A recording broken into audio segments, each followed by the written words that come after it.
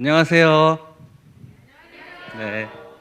오늘 세종 마을 공동체 포럼 겸 마을 공동체 협의회 창립총회 오신 것을 진심으로 환영합니다. 오늘 4시 반부터 8시 반까지 4시간에 걸쳐서 장장 4시간에 걸쳐서 진행되는데 혹시 4시간이나 진행할 줄 모르고 오신 분 다 아시죠? 네, 제가 따로 요강은 준비하지 않았기 때문에 급하신 분들은 뒤에 화장실에 가시면 돼요. 일단 오늘 참 의미 깊은 날입니다. 매년 하는 마을 공동체 포럼이지만 오늘은 특히 몇 년이라고 하긴 좀 그렇고 1년 넘게 공동체 연대 조직을 준비하신 분들이 이제 그 결실을 맺는 날이기도 하고요. 그래서 세종 마을 공동체 협의회 창립총회 겸 포럼을 진행하게 되었습니다. 그래서 그거를 기념 삼아서 마을 공동체 연대와 협력의 의미란 무엇인지 한번 돌아보고 다른 지역에서는 그 연대와 협력을 어떻게 이루고 있는지 한번 사례를 들어본 이후에 우리 그동안 마을 공동체 협의회 설립을 추진하시느라 고생하신 추진위원분들을 모시고 좌담회를 진행할 겁니다. 먼저 첫 번째는 우리 세종시 2차 마을 공동체 기본 계획에도 참여를 해주신 대전세종연구원의 김웅주 책임연구위원님께서 공동체 연대와 협력의 의미라는 주제로 발표를 해주실 건데요. 다시 한번 말씀드리지만 우리 좌담회 때 우리 협의회 추진위원분들이 하실 말씀이 좀 많으신 것 같아요. 그래서 주제 발표를 최대한 짧게 20분에서 25분 내지로 끊어주시면 다시 한번 부탁드리겠습니다. 그럼 김웅주 책임연구님을 모시겠습니다. 박수로 맞아주세요.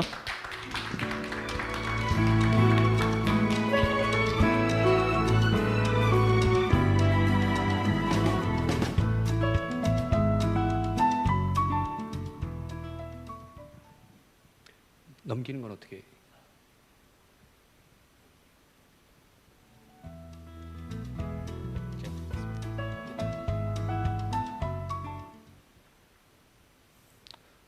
약간 PPT가 깨졌습니다. 이게 원래 한 줄로 다 들어가 있었는데 좀 이해해 주시기 바랍니다. 예, 먼저 세종 마을 공동체 협의회 창립총회를 축하드립니다. 그에 앞서서 이렇게 포럼에 초청해 주셔가지고 발제를 맡겨주셔서 너무 감사드리고요. 먼저 축하드립니다. 대전세종연구원의 김웅주입니다. 네, 그 마을 공동체 연대와 협력 그 필요성에 대해서 이제 발제를 해달라고 제가 의뢰를 좀 받았는데요. 실질적으로 연구 자료들을 찾아보니까 왜 필요한지에 대한 내용들이 거의 없어요. 연구에서 왜 공동체가 필요하다라고 얘기를 하는데 연대가 필요하다고 하는데 왜 연대가 필요한지에 대한 실증적 연구가 상당히 부족하구나라는 것을 제가 다시 한번 느끼게 됐습니다. 그래서 그것에 대한 논리를 우리가 개발하고 고민하고 숙고하는 이런 과정들이 굉장히 필요하다는 생각을 했습니다. 그래서 먼저 그 발표 주제는 그 목차는 다음과 같고요. 빨리빨리 진행하도록 하겠습니다. 그래서 우리가 왜 마을인가라는 얘기를 하죠. 왜 마을이냐? 왜 마을이 중요하냐? 있는 집 아이들이 공부 잘한다고 합니다. 일반적으로 부모의 특히 엄마의 그 정보력, 할아버지의 재력, 그리고 아빠의 무관심 이런 것들이 합쳐져서 삼박자가 어우러지는 형태로 이루어졌을 때 아예 이제 학업 성적이 굉장히 올라간다. 뭐 이런 얘기들을 하고 있는데 그 과정에서 우리가 살펴보면 마을에서 우리가 공공성이라는 것들, 그러니까 마을이 소실되고 개인주가 확대되고 결국은 압축 성장의 과정성에서 우리가 살아가면서 공공성이라는 걸 잃어버리게 됐거든요. 그리고 결국은 마을 안에서 해결해야 될 여러 가지의 문제들을 우리가 마을 안에서 해결하지 못하는 그러한 상황에 직면했다는 거죠. 그러한 과정 속에서 결국은 우리가 다시 공공성이라는 것을 불러일으켰을 때 우리가 공공성이라는 건 다시 얘기하면 어떤 평등한 조건 안에서 우리가 다양한 사회적인 혜택과 어떤 정책들을 우리가 만들어낼 수 있는 것, 하나의 장을 의제를 던질 수 있는 것, 이런 것이 하나의 공공성이라고 얘기를 할 텐데 그런 공공성을 만들어낼 수 있는 장이 전 마을이라고 생각을 합니다. 그렇다고 해서 그런 과정에서 우리가 마을에 대해서 얘기하지 않을 수 없고 마을에 대한 논의가 굉장히 필요하다라는 얘기를 드릴 수 있을 것 같습니다. 그래서 이러한 부분에서는 뭐 압축 성장부터 해서 나중에 행복감 뭐 이런 얘기들이 논의가 되고 있는 거죠. 이것은 우리가 마을에서 우리가 여러 가지 얘기들을 나눌 수 있어야 되는데, 그러니까 실질적으로 압축 성장의 기인에서 우리가 급속한 성장으로 인해서 나타나는 그 여러 가지 불평등에 대한 부분들, 그러한 여러 가지 상황적 조건 하에서 우리가 일상에서 서로 논의하고 얘기하고 그러면서 풀어갈 수 있는 그러한 거리들을 잊어버리게 된 거죠. 그렇다 보니까 이제 결국은 마을의 필요성이 이제 논의가 되기 시작했던 거고, 그 과정 속에서 우리가 마을을 잃어버리다 보니까 공공성을 잃어버리고, 그 공공성을 잃어버리다 보니까 행복이라는 것들을 우리가 체감하지 못하는 이러한 상황에 직면하게 된 것 같습니다. 그래서 마을 공동체의 네트워크가 필요하다라고 우리는 얘기할 수 있는 거죠. 그래서 마을 공동체 사업인 활동에서 공동체를 활성화시키고 지속 가능한 성과를 창출하는 것이 무엇이냐? 이것은 사람이다. 그렇다면 사람과 사람의 관계망이 가장 근본적인 시작점이라고 할 수 있을 것 같고요. 그 핵심적인 동력이라는 논의가 있습니다. 그래서 그러한 측면에서 이런 네트워크에 대한 중요성을 강조하고 있는데, 많은 연구에서는 이 네트워크에 대한 개념적 수준에 대한 논의는 있지만 왜 필요한지에 대한 실증적 연구와 뒷받침되는 증거 자료들이 상당히 부족한 부분이 있습니다. 그래서 현재 마을 공동체 협의회를 통해서 세종시에 마을 공동체 간의 연대와 협력의 중요성 그리고 필요성을 한번 살펴보고 우리가 되짚어 보면서 향후에 어떤 방향성을 가지고 나가야 될지에 대해서 한번 얘기해 보도록 하겠습니다.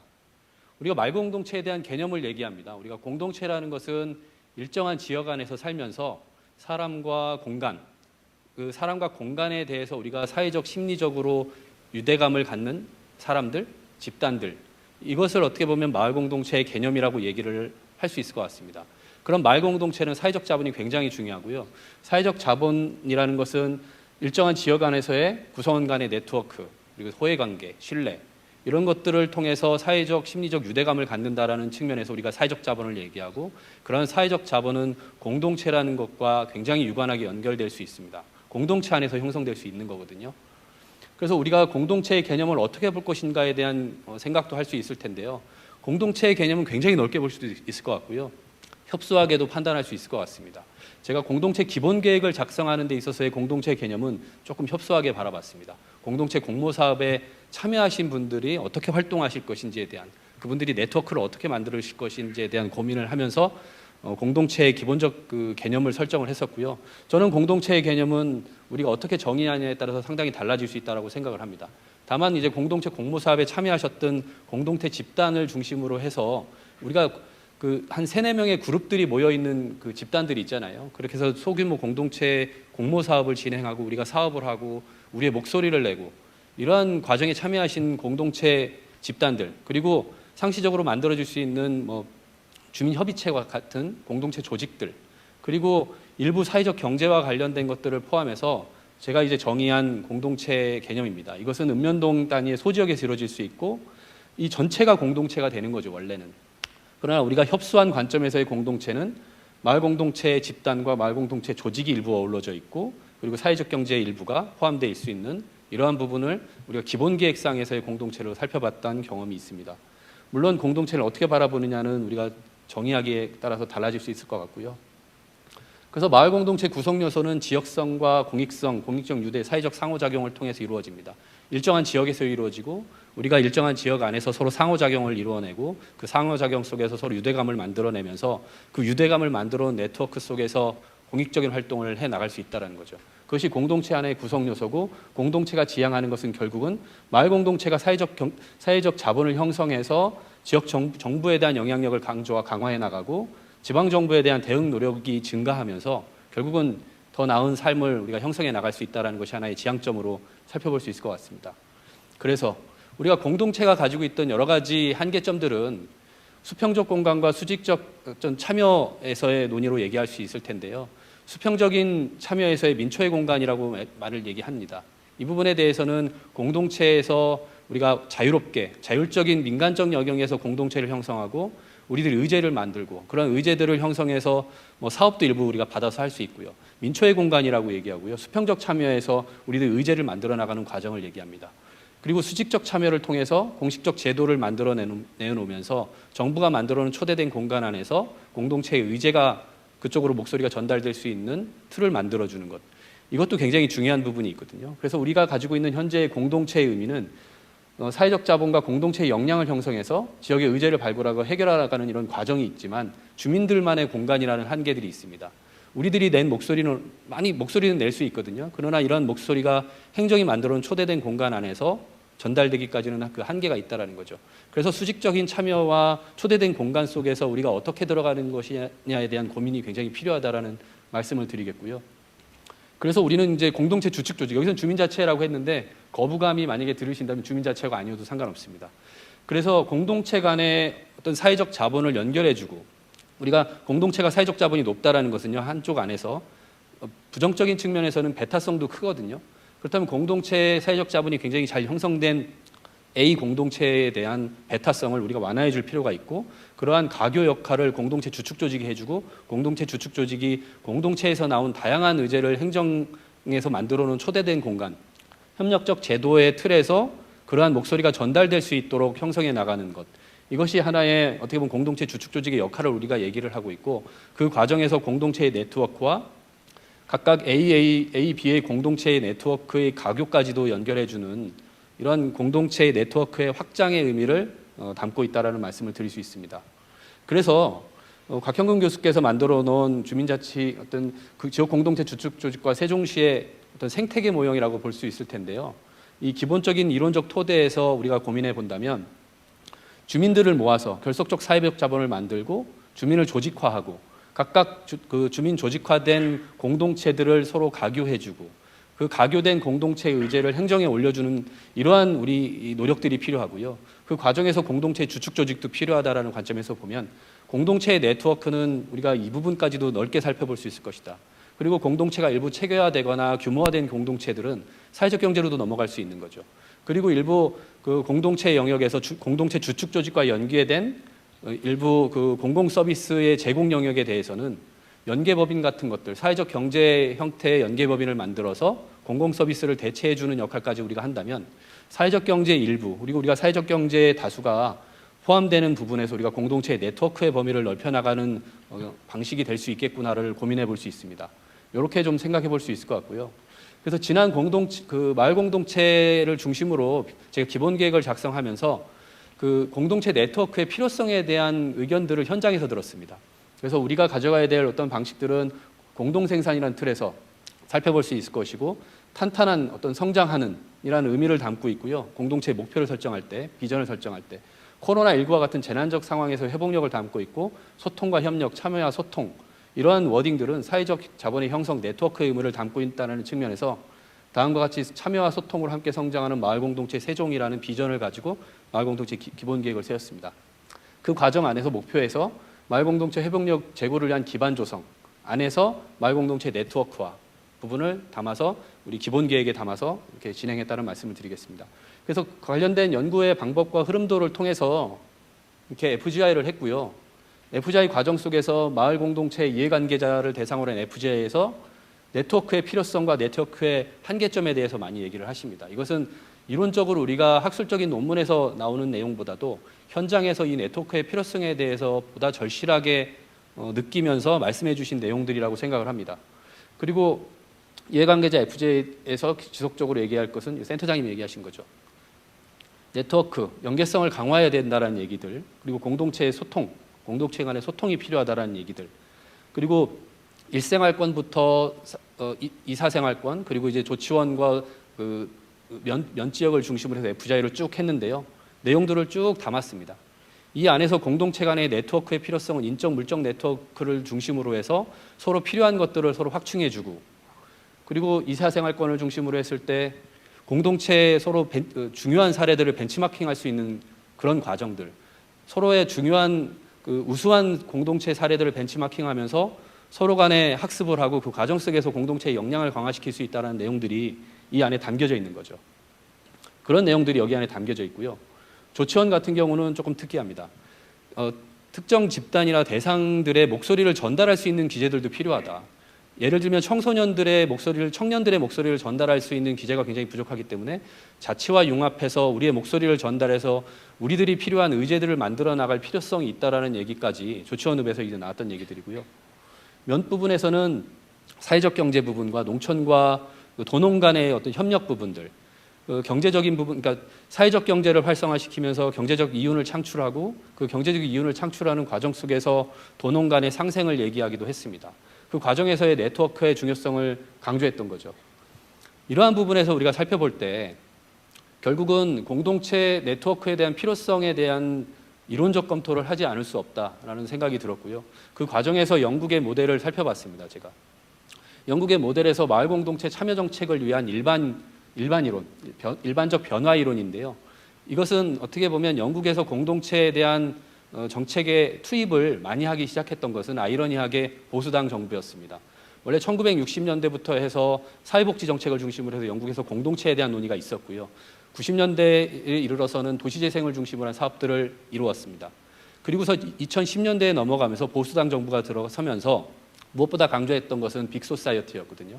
그러니까 큰 사회를 지향했다는 의미입니다. 큰 사회를 지향했다는 의미가 아이러니하게도 지방 정부의 재정 부담을 완화하기 위한 측면에서 공동체를 활용했던 측면이 있었던 거죠.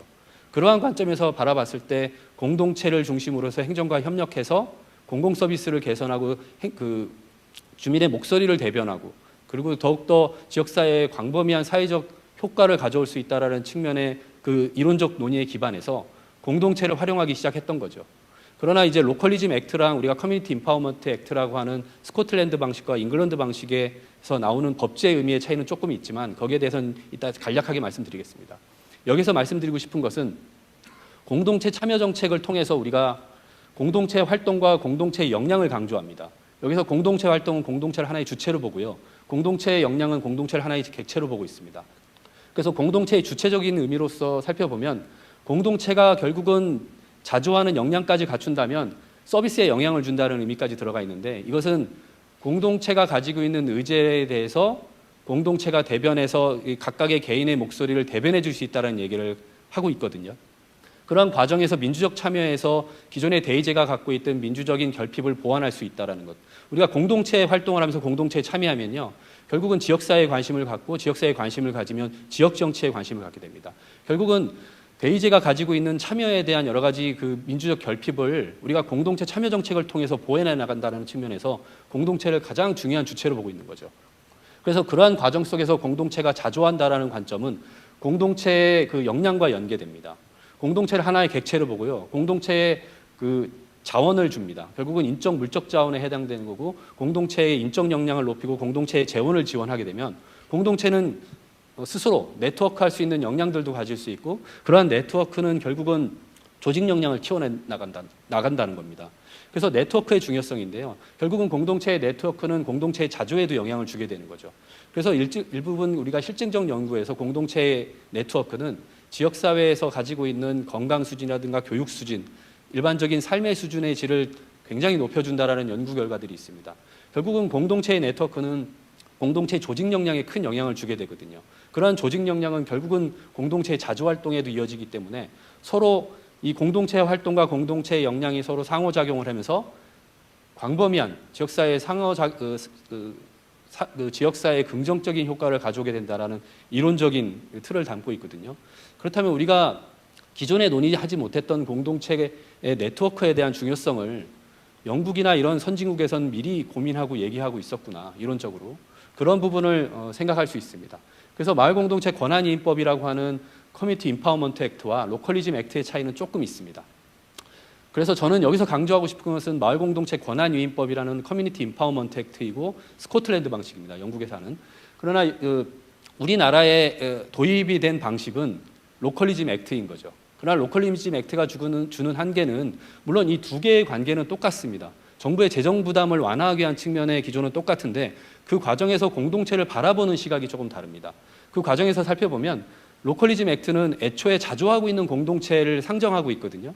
근데 우리가 열악한 공동체를 어떻게 바라볼 것인가에 대한 그 구성을 담지 못하고 있는 거예요.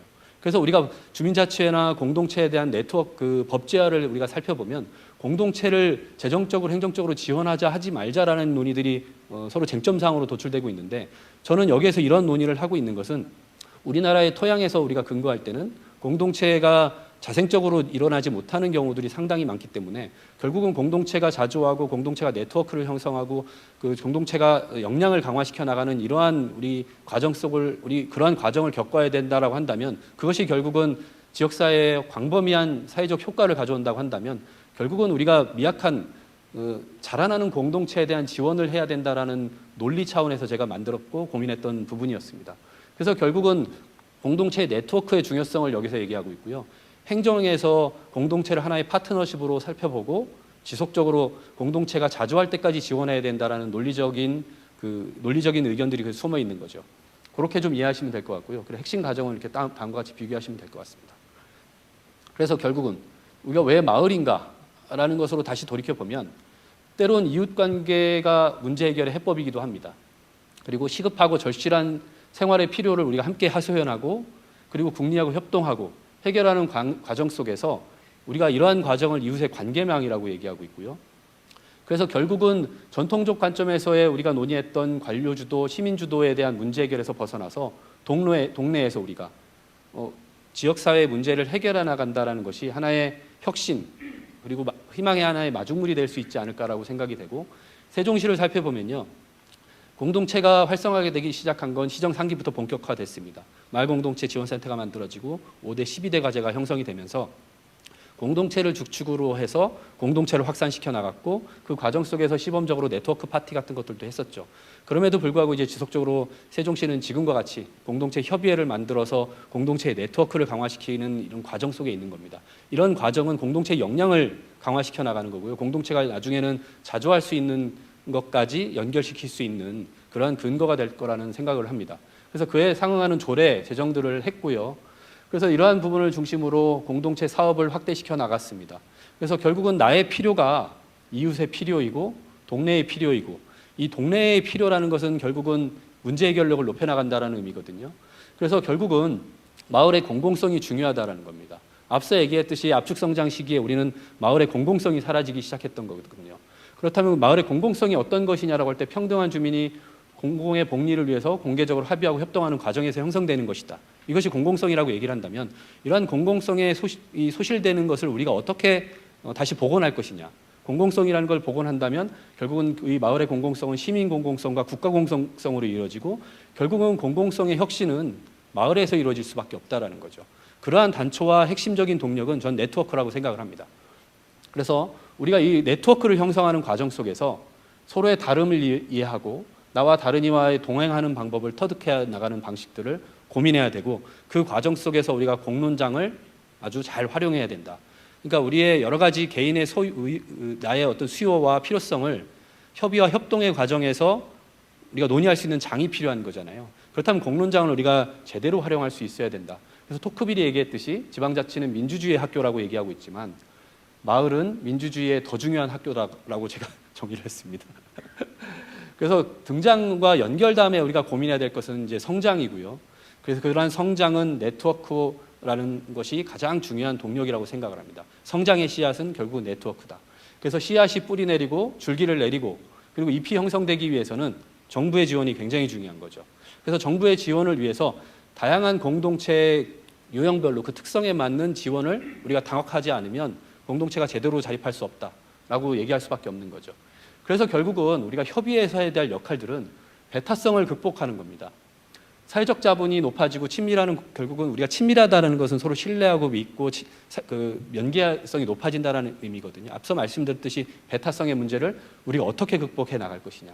그래서 나의 필요가 이웃의 필요이고 그러한 필요가 합의를 이루어서 결국은 문제 해결력을 높여나가는 방식들이 필요하고 그 과정 속에서 공론장을 우리가 운영하면서 시민의 역량을 키우고 시민의 덕성을 키워나가는 것이 굉장히 중요할 것이다. 그리고 관주도적인 사업 경향과 성과주의적인 부분, 그 성과주의적인 것에 매몰되다 보니까 리더 위주의 사업, 결국은 사업화의 경향들이 높아지다 보니까 리더를 중심으로 한 사업 진행이 이루어지고 결국은 팔로워들은 굉장히 소진하게 됩니다. 그렇다 보면 결국은 리더들은 독려하게 되는 거죠. 빨리 하라고. 그러다 보면 공동체에서 자연적으로 떠나게 되는 이러한 것들을 악순환하게 되는데 이러한 부분을 우리가 어떻게 고민할 것이냐. 그리고 행정에 대한 혁신을 지속적으로 요구해야 된다. 주민 두독성을 높이기 위한 행정 차원의 혁신을 요구하면서 우리가 일반 주민이 참여율을 높이면서 우리가 스스로 해결할 수 있는 공적 경험을 하도록 하는 것. 그래서 그 과정 속에서 행정에게 요구하셔야 되는 거죠. 이러한 것들이 우리가 필요하니까 행정 차원에서 혁신을 해달라. 그러한 목소리를 전달할 수 있어야만이 저는 제도 개선도 병행이 된다고 생각을 합니다. 그리고 경제와 조직이 필요한 거죠. 관계망을 넘는 문제 해결 방법을 찾아야 되고 우리가 경제와 어떤 조직적인 측면을 고민해야 될 부분이다. 라는 것을 고민해야 되고요. 이게 사회적 경제로 넘어갈 수도 있고 향후에는 다양한 주제들이 융합적으로 이루어져서 그 융합된 그 의제가 예를 들면 지역사회 문제를 해결할 수 있는 그러니까 마을과 자치의 융합이 우리가 병행될 수 있어야 된다는 거죠. 뭐 그러한 부분들 결국은 마을 문제 해결을 위한 네트워크와 마을과 자치가 융합될 수 있는 것까지 고민하시면서 우리가 협의회가 그런 관점에서 좀 넓게 바라보셨으면 하는 바람입니다. 제가 시간을 맞췄는지 모르겠습니다. 네, 짧게 치겠습니다. 그렇네요.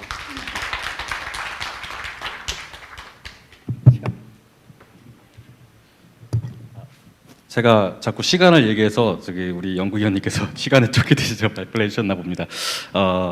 근데 생각보다 굉장히 빨리 끝내주셔서 어떻게 들으신 분들께서는 공동체 연대 협력의 필요성에 대해서 많이 공감하셨나요? 진짜로요?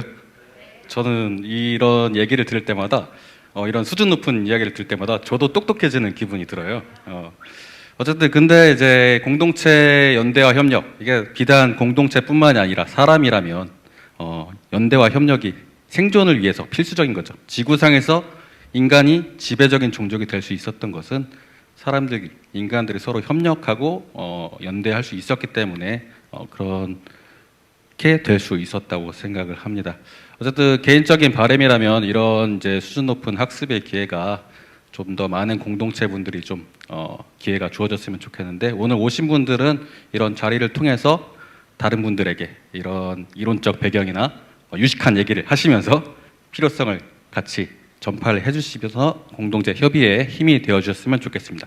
그럼 다음에는 다른 지역에서는 우리 마을 공동체가 어떻게 연대와 협력을 이루고 있는지 사례를 중심으로 설명을 해주실 건데요. 우리 가깝지만 뭔가요? 대전광역시 서구 마을공동체 지원센터의 이양숙 센터장님을 모시겠습니다.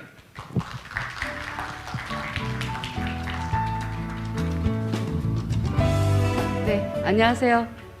대전광역시 서구 마을공동체 지원센터 센터장 이양숙입니다. 네.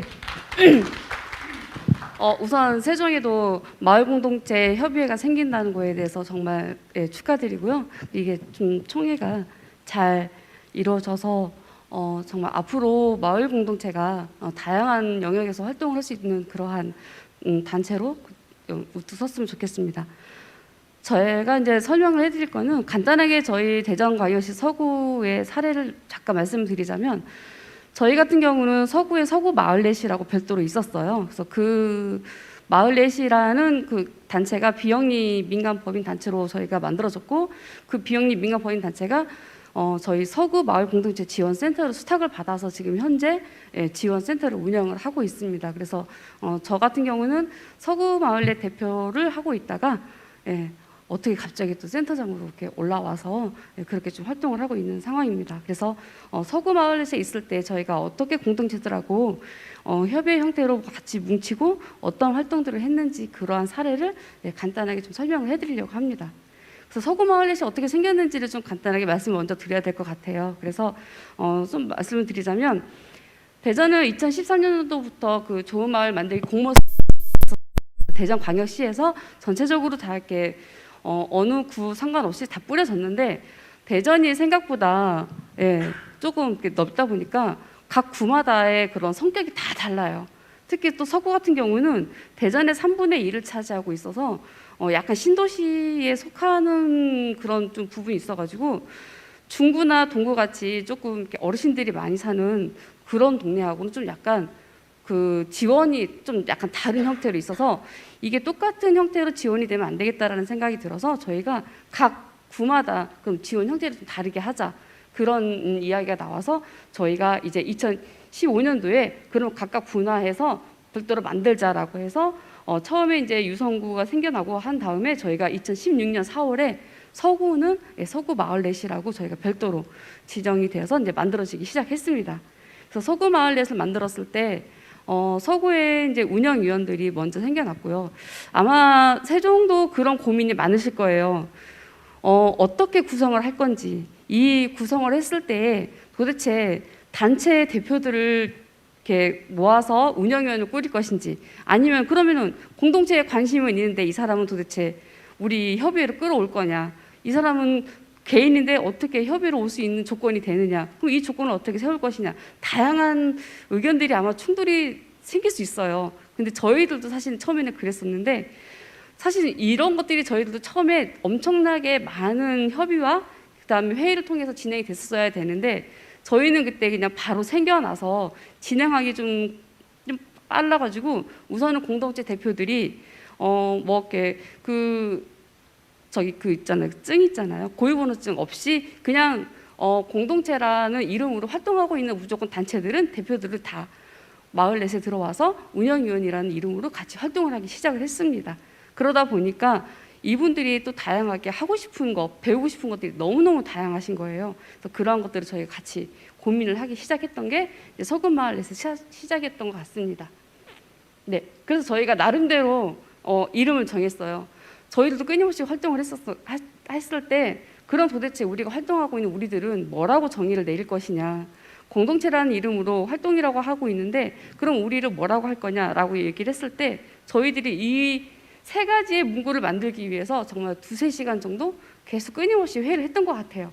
근데 제가 봤을 때는 이거보다 아직까지 더 좋은 글은 없었던 것 같아요. 그래서 저희가 마을 활동가란 넘치는 열정과 긍정의 오지랖으로 물꼬를 터주는 사람인 것 같다. 그리고 사회적 자본가로서 미래의 희망이 되는 사람이다. 그리고 누구나 마을 활동에 혁신가가 될 수 있다. 이 세 가지의 이제 이야기로 우리는 그래서 마을 활동가다라는 이름으로 저희가 이제 활동을 하기 시작을 했습니다. 그래서 저희가 이런 것들도 이제 이야기를 하면서 나름대로 저희들이 이제 비전이었던 거죠. 이게 그렇게 진행을 했었습니다. 그래서 이 마을넷이 만들어지고 나서 우리들의 활동들이 어떤 것들이 이루어졌는지 한번 쭉 살펴보니까 다양한 것 중에서 저희가 이게 딱 6가지의 일을 했더라고요.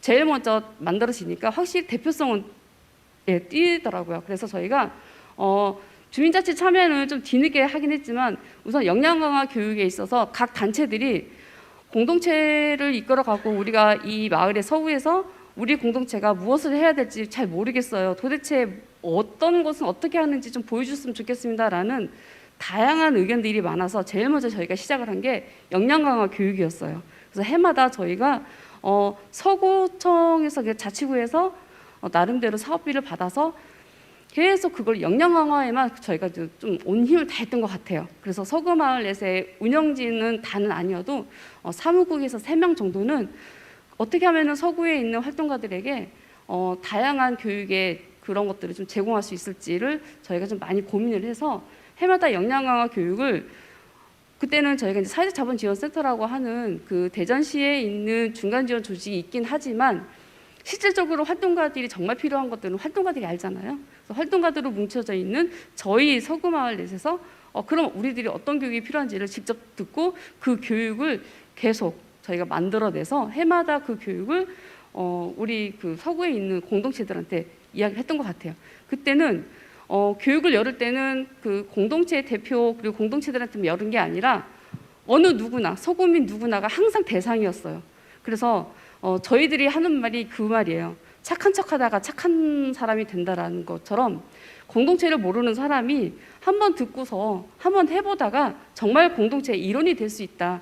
그런 생각으로 그냥 누구나 다 이 교육을 열었을 때 무조건 다 들어올 수 있게 해라. 그래서 저희 활동가들이 하는 거는 교육을 열었을 때 활동가들이 교육도 듣긴 하지만 무조건 한 사람씩 데려오기. 마을에 있는 누군가를 무조건 데려와서 같이 듣기. 이게 거의 목표였던 것 같아요. 그래서 대전에서 자치구 그 다른 교육들 중에서 항상 저희들 교육은 항상 사람이 찼었어요. 지금도 여전히 서구의 교육이 항상 가득 찰 정도로 사실 역량 강화 교육은 저희가 제일 잘 되고 있다고 자랑은 할 수 있습니다. 네, 그렇게 얘기를 했었고요.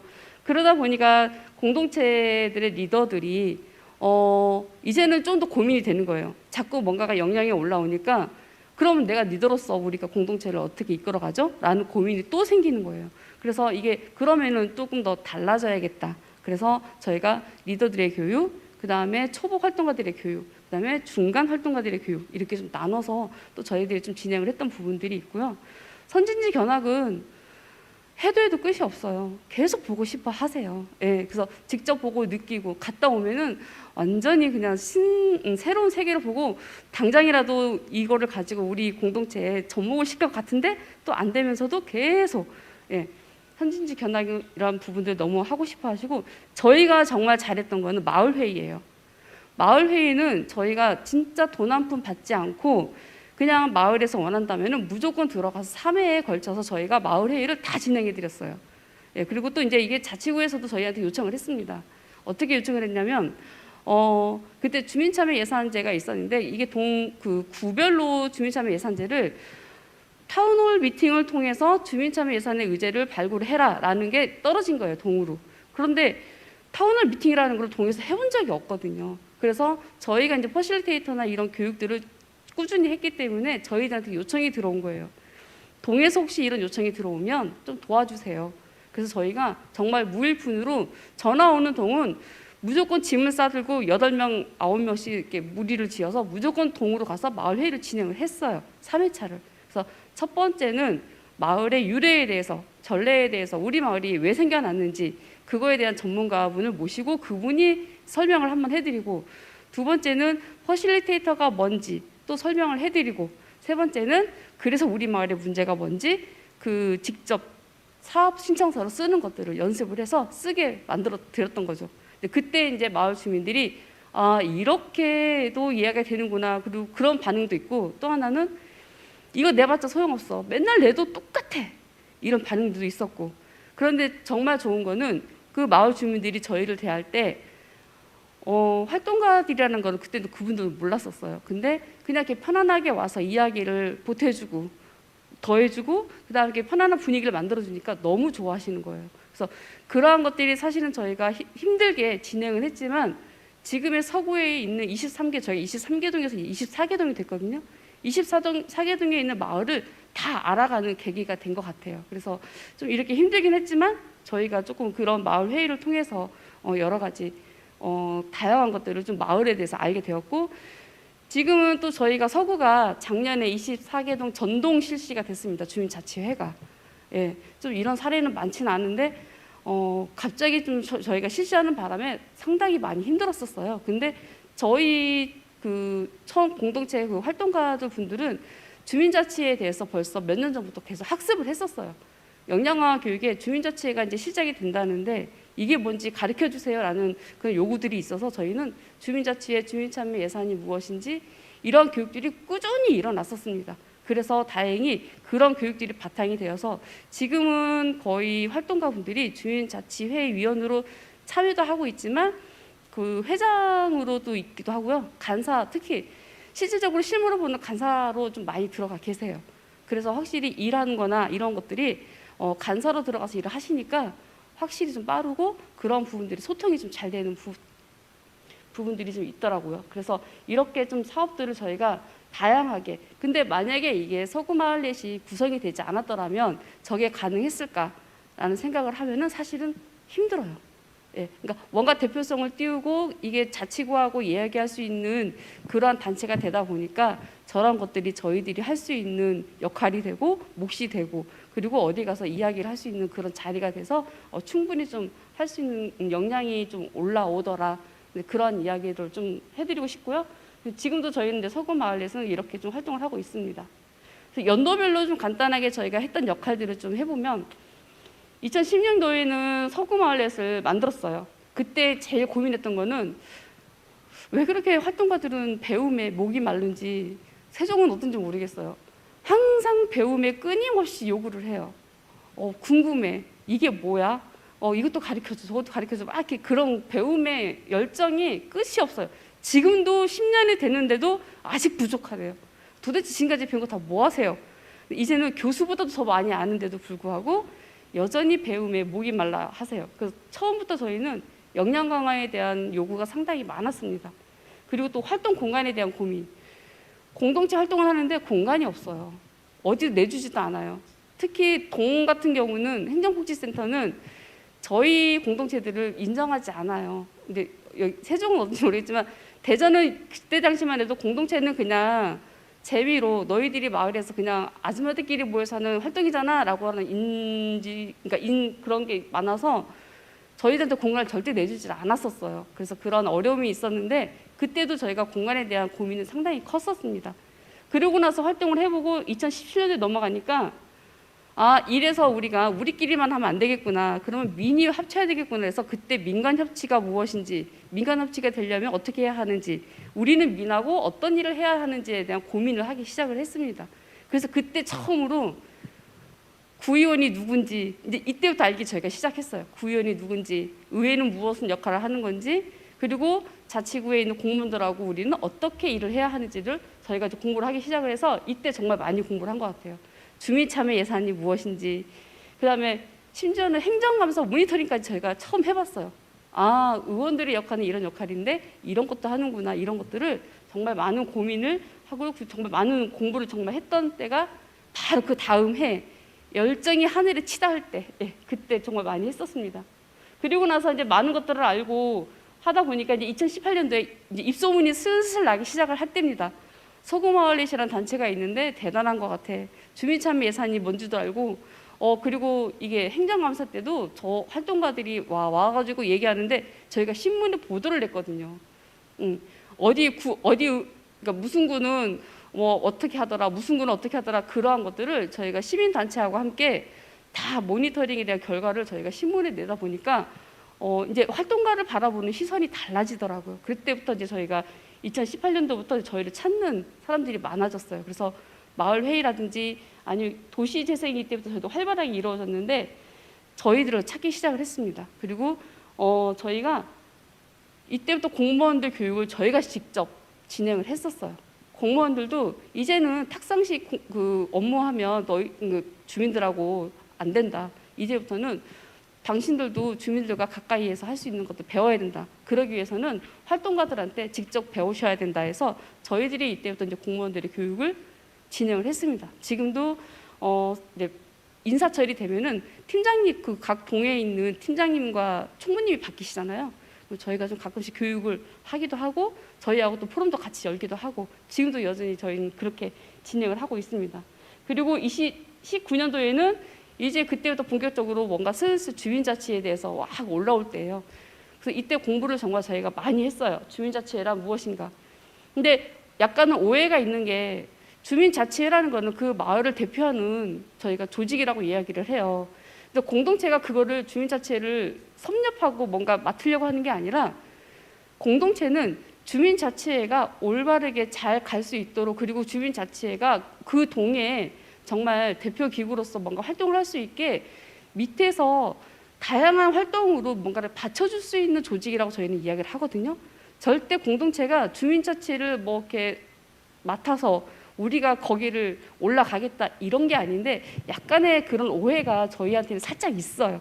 없지 않아. 근데 여기 세종은 어떤지 모르겠지만 그래서 왠지 모르게 주민자치하고 공동체 하면은 뭔가 살짝 벽이 있어요. 저희는. 근데 그 벽을 참 허물기엔 너무 힘들더라고요. 그러려면 서로를 알아야겠다라는 생각이 들어서 저희가 주민자치에 대해서 공부를 정말 많이 하고 어떻게 해서든 주민자치 전에 하셨던 위원님들이 주민자치위원회에 있던 위원님들이 어떻게 하고 있는지 그런 것들을 그분들을 공감하려고 하고 그분들의 입장에서 바라보려고 하는 노력들이 상당히 많이 있었습니다. 그래서 이렇게 2019년도까지 갔고요. 2020년도에 공동체 네트워크가 또 다시 이야기가 됐습니다. 근데 세종도 지금 이제 협의회가 발족이 되지만 서구가 제가 얘기했듯이 47만이에요.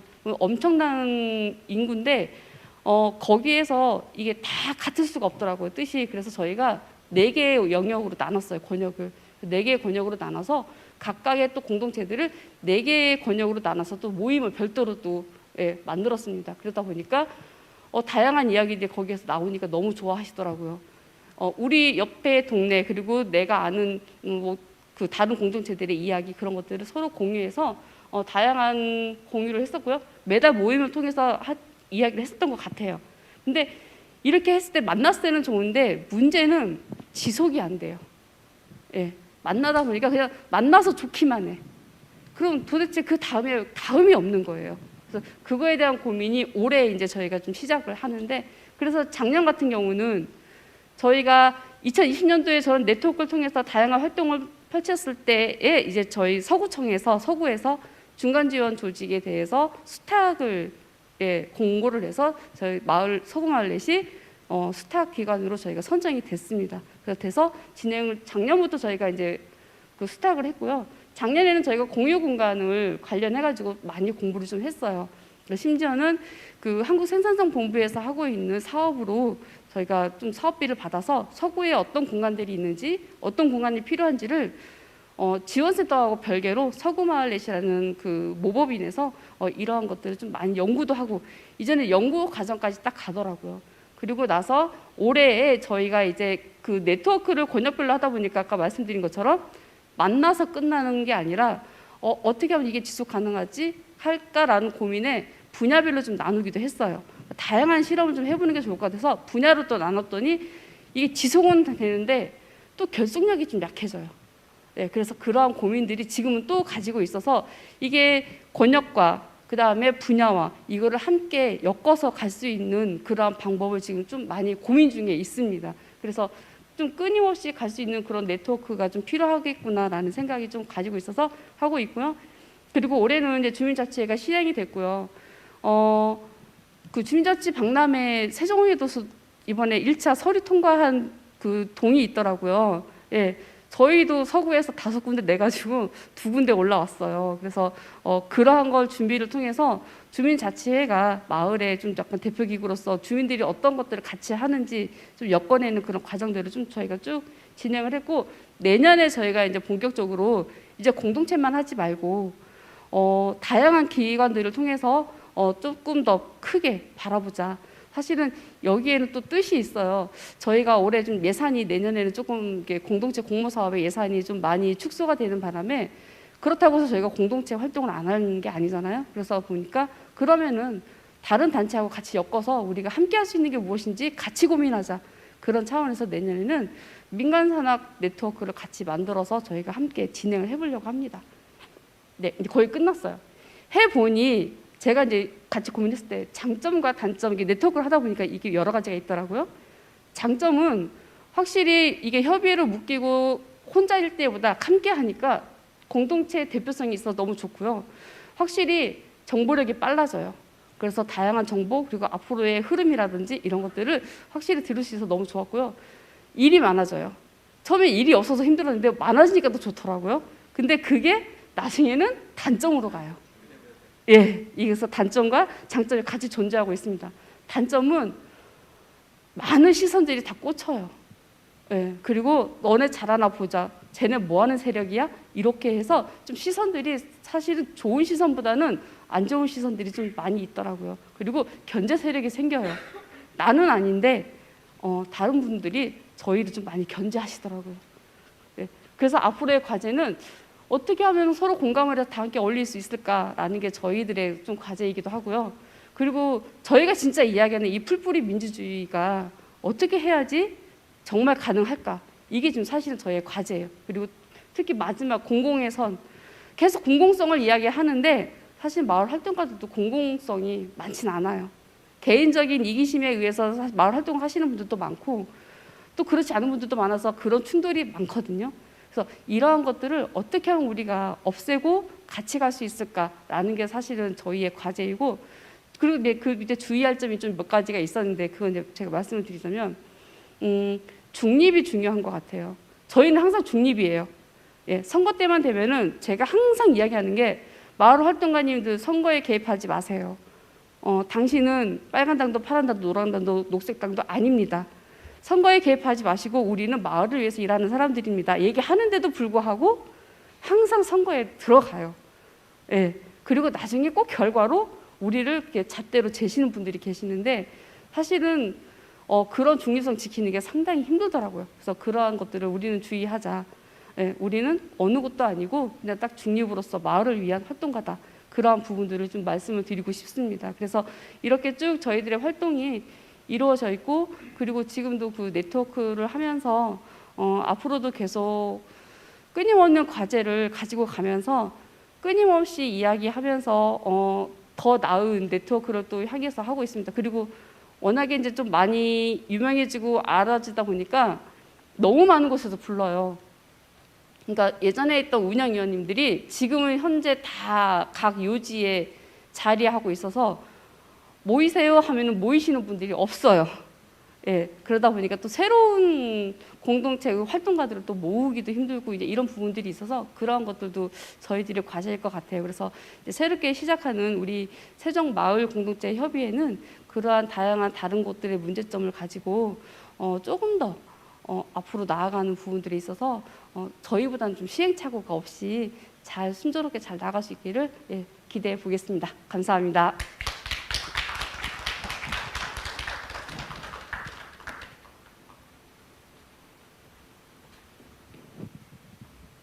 아, 네, 저기 옆 동네죠. 대전 서구 인구 수도 조금 비슷하죠. 아까 대전 서구가 47만이죠. 세종시가 38만이니까 뭐 비슷하죠. 아무래도 이제 현실적인 사례를 들다 보니까 여러분들 귀에도 쏙쏙 박히시죠. 특히 저는 사실 들으면서 몇 가지가 좀 떠오른 게 있었는데 세종시 주민자치회 마을 공동체의 관계 설정. 사실 이 주제로도 한번 포럼 한번 열어보고 싶어요. 나중에 기회가 된다면 주민자치회와 마을 공동체의 관계 설정.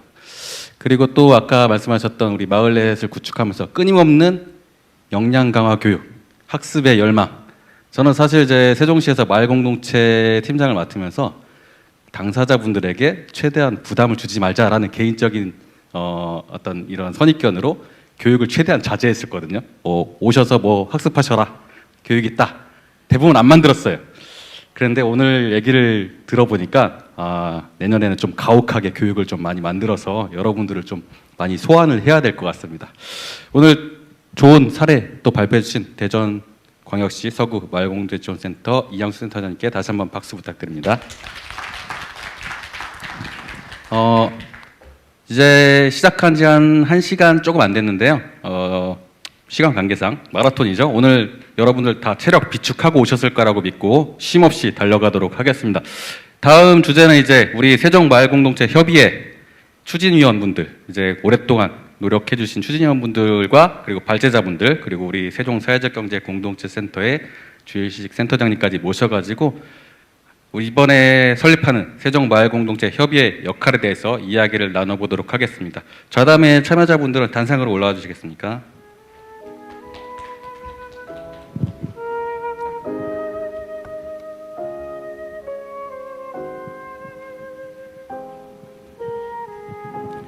그 좌담회 진행은 여기 마을공동체 협의회 추진위원장이신 박현숙 위원장님께서 진행을 해주실 거고요. 저는 마이크를 박현숙 위원장님께 넘기도록 하겠습니다.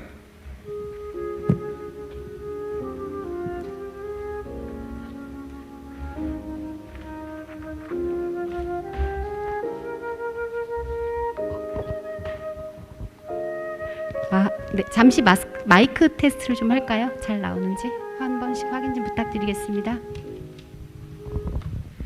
네, 확인됐습니다.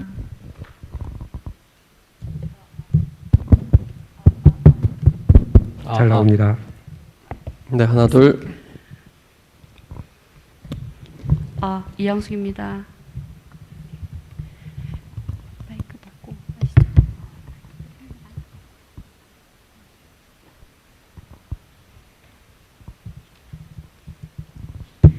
네, 안녕하세요. 오늘 마을공동체 포럼 2부 좌담회 진행을 맡은 저는 세종마을공동체협의회 추진위원장 박현숙입니다.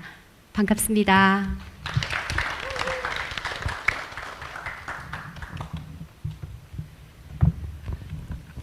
앞에 김웅주 연구원님과 이양숙 센터장님 두 분의 발제를 잘 들었는데요.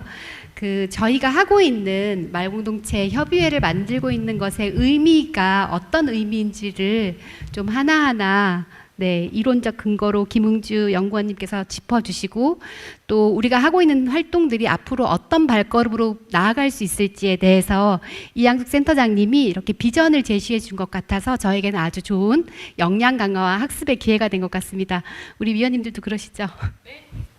네, 그러면 이제 김웅주 연구위원님, 이양숙 센터장님, 그리고 우리 세종사회적경제공동체센터의 주일식 센터장님, 그리고 세종마을공동체협의회 설립동의자 5분을 모시고 마을공동체 협의회의 역할, 연대와 협력이라는 주제로 이야기를 나눠보겠습니다. 먼저 시간 관계상 각자 소개는 좀 제가 이렇게 한 분 한 분 소개드리는 건 생략하고요. 네, 세종마을공동체협의회 설립 동의자로 함께 해주신 이 네 분께 마을공동체 협의회의 역할과 사회복지, 또 교육, 환경생태, 주민자치, 청년, 문화예술 등에 대해서 여러분들의 생각을 들어보도록 하겠습니다. 이야기하시기에 앞서서 자기소개를 먼저 좀 해주시고 그리고 생각을 이야기해 주시면 감사하겠습니다. 먼저 세종보람 장애인 자립생활센터의 문경희 소장님 말씀 청해 듣도록 하겠습니다.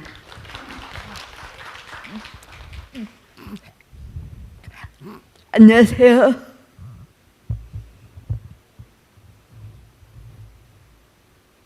장애인 자립생활센터 소장 문경희입니다. 우리들 이웃들 중에는 모든 일상에서의 차별을 당하며 살아가고 있는 사람들이 있습니다. 이동에서 교육에서 노동에서 지역사회에 살아가는 것조차 배제당하는 사람들과 함께 한 목소리로 이동할 권리 대하여 교육에서 배제당하지 않을 권리, 그리고 노동하며 지역사회에서 함께 살기 위한 행동과 노력들을 우리는 할 수 있어야 합니다. 그렇기 때문에 마을 공동체는 노인과 어린이, 장애인 등 취약계층에게는 더욱더 필요한 사회적인 시스템입니다.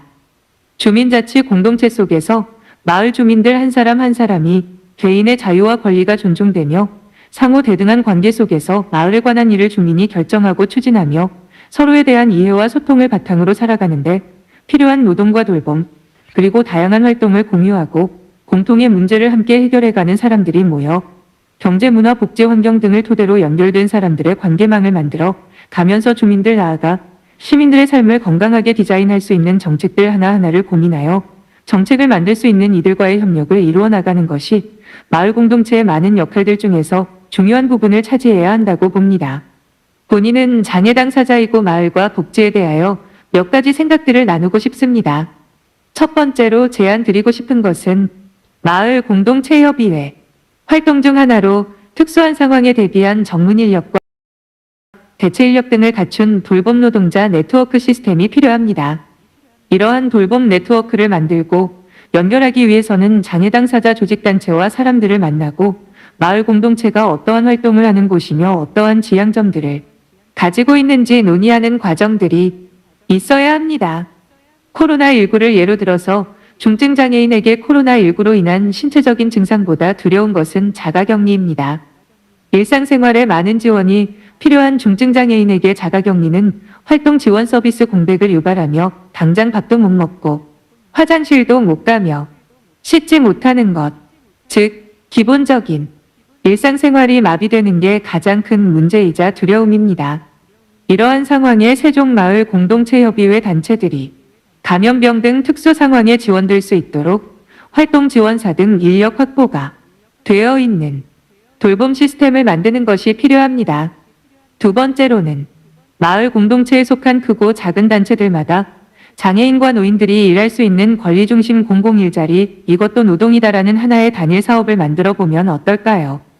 노동을 통해 장애인들은 존엄한 삶을 실현할 수 있으며 노동에 대한 대가로 급여를 받는다는 것은 인간에게는 내가 이 사회에 가치 있는 일원으로 살아간다는 자부심과 저립적이고 독립적인 삶을 디자인하게 된다고 봅니다. 그리고 마지막 제안으로는 마을 공동체 활동가들이 누구나 편히 쉴 수 있는 공간을 만들보기를 희망합니다. 비장애 중심으로 만들어진 여행자 숙소들은 너무나 많습니다. 하지만 장애가 있는 여행객들은 장애인 편의 시설이 되어 있는 객실이 있는 고가의 호텔을 선택할 수밖에 없는 것이 현실입니다. 세종마을 공동체협의회 각 단위들과 행정기관들이 힘을 합친다면 전국에서 몇 안 되는 저렴한 숙박비에 장애인과 비장애인이 함께 머무는 여행자, 문화공간을 만들 수 있다고 봅니다. 우리들은 누구나는 안전하고 건강하게 사는 것을 전제로 누구나 의미 있고 행복하게 사는 삶이 여야 하며 세종마을 공동체협의회 안에 사람들은 서로가 서로에게 이웃관계를 복원해 사회적 관계를 만들어 함께 나누고 살피며 돌보는 공동체를 유지하는 것이 마을 공동체의 참된 이념이라고 생각합니다. 감사합니다. 네, 큰 박수 부탁드립니다. 사실 오늘 저희가 앞에 두 분이 발제할 때 문경희 소장님하고 저하고 저기 앉아 있었는데요. 이곳에 여기 밑에 관객석에서 여기로 올라오는 그걸 뭐라 그러죠? 경사로가 너무 가팔라서 이제 휠체어로 올라갔다 내려오는 게 너무 위험한 거예요. 그래서 할 수 없이 이제 문경희 소장님이 여기 앉아 계실 수밖에 없었는데요. 이 가장 공공적이라고 할 수 있는 이런 공간조차, 시청에 있는 이런 공간조차 좀 이런 부분에 대한 어려움이 있다는 것이 저는 오늘 행사를 참여하면서도 좀 몹시 안타까운 생각이 들었어요. 그래서 우리가 장애인이나 노인, 어린이 그리고 이주민 등 사회적 취약계층들이 이동권, 교육권, 노동권이 너무 중요하고 상호 대등한 관계로 공개적으로 합의하고 협동하는 그런 마을공동체 협의회의 역할에 대해서 주문해 주셨다고 생각합니다. 그래서 앞으로 3가지를 제안해 주셨는데요. 돌봄 노동자 네트워크 시스템, 그리고 이것도 노동이다라는 사업 제안, 그리고 장애인을 위한 편의시설과 문화공간 확충에 마을공동체 협의회가 함께 힘써 주었으면 좋겠다라는 말씀 너무 감사합니다. 다시 한번 좀 큰 박수 부탁드립니다. 네, 다음은 사회적 협동조합 청년희망 팩토리 강기훈 이사장님께서요, 마을 공동체와 청년 그리고 문화예술에 대한 부분에 대해서 말씀해 주시겠습니다. 네, 감사합니다. 세종마을 공동체 협의회 청년 분과에서 장을 맡은 청년희망 팩토리의 강균입니다. 반갑습니다. 이번에 이 협의회를 만들게 되면서 저희 조합의 청년 분과에서 막중한 역할을 선행할 뿐이고, 사실 이미 많은 청년 공동체들이 지난 기간 동안에 꽤나 생겨났습니다.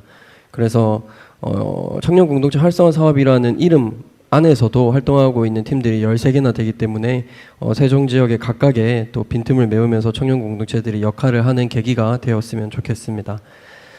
청년과 마을 공동체라고 한다면 정말 상호간에 어떤 연대를 해야 되는가에 대해서 고민이 많이 되는 것 같습니다. 사실 마을에는 청년이 필요하고 청년에는 마을, 즉 정확히 얘기하면 둥지와 같은 마을이 필요합니다.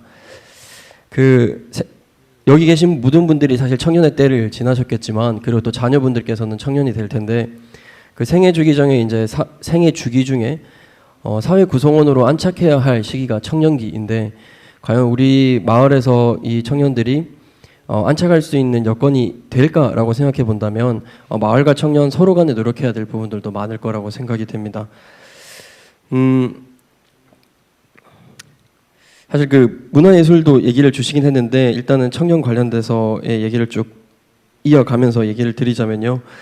저희 조합에서 좋은 기회로 전국 17개 시도에 있는 청년 공동체들을 현장에서 직접 만나봤던 적이 있습니다. 근데 그 공동체들을 보면서 느꼈던 것은 잘 되고 있는 공동체와 어려워하는 공동체의 차이가 마을과의 연대 정도였습니다. 그래서 세종 또한 마을과 청년 간의 상호 연대를 한다면 마을은 청년 조직에게 조금 더 역할을 주셔서 그 조직들이 각자가 가지고 있는 그런 문제의식과 의제를 다룰 수 있도록 해주시면 좋을 것 같고요. 그리고 청년들은 청년들만 모여있는 공동체도 물론 중요하겠지만 청년들도 마을 공동체에 속하는 게 참 중요하다는 생각이 듭니다. 여러 조직들이 있고 그 조직들이 향후 지속 가능하기 위해서 사실 청년 활동가들을 많이 요하고 있습니다. 그런데 청년 공동체 뿐만 아니라 그런 기존에 있는 마을 공동체의 청년 활동가들이 활동하기 위해서는 일단 청년들부터도 많이 노력해야 할 것이고 그 환경을 함께 조성하는 것이 중요하다고 생각이 됩니다. 이 마을 공동체 협의회가 그런 중간 역할로서 이제 기능을 할 수 있지 않을까라고 기대가 되고, 그래서 청년분과는 이런 고민을 계속 가져가야 된다고 생각이 됩니다. 하나하나 다 얘기하면 너무 길겠지만 그래도 현재 세종시에 있는 13개 청년 공동체뿐만 아니라 사업을 참여하지 않더라도 조직화되어 있는 공동체들의 주된 의견들은 읍면동이 각각 너무 다르다는 것입니다. 각각의 청년들이 모여는 있지만 살고 있는 거주지에 따라서, 세종시 안에 거주지에 따라서 각자의 환경 그리고 각자가 가지고 있는 문제의식이 다 너무 다릅니다. 그런데 물론 인구가 늘면 바뀔 수 있겠지만 단층제 구조인 세종시 안에서는 그 모든 지표가 사실 평균으로 나오기 때문에 읍면동 세세하게 사실 접근할 수가 없습니다. 쉬운 예로 짧게 말씀드리자면 요즘 소멸 지수가 되게 많은 분들이 공론화하고 계시죠. 0.5 이하면은 소멸 위험 이제 지역인데요. 세종시는 1.33으로 가장 높습니다. 그런데 아이러니하게도 지금 세종에 있는 조치원읍 같은 경우에는 0.68이고 면지역 같은 경우에는 전부 0.5 이하입니다. 가장 낮은 곳은 0.16이고요. 이처럼 차이가 있는 곳에서 각각의 지역에서 청년들이 살고 있기 때문에 그 청년들이 하는 역할도 다양하고 청년뿐만 아니라 사실 많은 주민들도 그럴 것인데 특히나 청년들에게서 가장 그 공론화하고 좀 요청하는 사안은 이제 인구도 점점 느니 조금씩 이제 구청부터 해서 조금 그 행정기구의 변화들도 생겨야 되지 않나라는 생각이 듭니다. 아까 그 저희 김용수 박사님께서 FGI도 보여주셨는데 그 조치원읍에서의 그 청년 조직들이 그런 그 공통된 의제 말고 별도 지역마다의 다른 그 공론장이 필요하다라고 얘기했던 것처럼 좀 촘촘하게 그 하기 위해서는 민간과 행정 구조 자체도 조금씩 바뀌어야만 서로 간에 좀 협력하면서 그런 빈틈들을 메울 수 있지 않을까라는 생각이 들고요. 그게 이 협의회에서의 또 청년 분과와 그리고 다른 분과분들과 좀 논의하면서 만들어가야 될 부분이지 않을까 생각하며 말을 마무리하겠습니다. 감사합니다. 네, 감사합니다. 그 세종 지역의 청년 공동체 활성화 사업을 13개 팀이 하고 있고 또 그렇지 않지만 사업은 하진 않지만 조직화된 다양한 청년 공동체들도 있다는 것, 그리고 마을에는 청년이 필요하고 청년들에게도 마을이 필요하고 오랫동안 지속할 수 있는 공동체가 되려면 마을과 지속적으로 연대해야 한다는 말씀 들려주셨는데요. 다시 한번 말씀해 주신 청년희망 팩토리의 강기훈 이사장님께 박수 부탁드립니다. 네, 다음으로는 세종시 아파트 입주자 대표 연합회 장서구 회장님께요. 마을 공동체와 주민자치, 아까도 주민자치 이야기 계속 나왔는데요. 세종시는 이제 아파트가 많은 것이 특징입니다. 그래서 아파트 입주자 대표 연합회와 또 마을 공동체 협의회가 어떻게 연대해 가면 좋을지 말씀 청해 듣도록 하겠습니다. 네, 안녕하십니까. 세종시 아파트 입주자 대표 연합회장 장서구라고 합니다.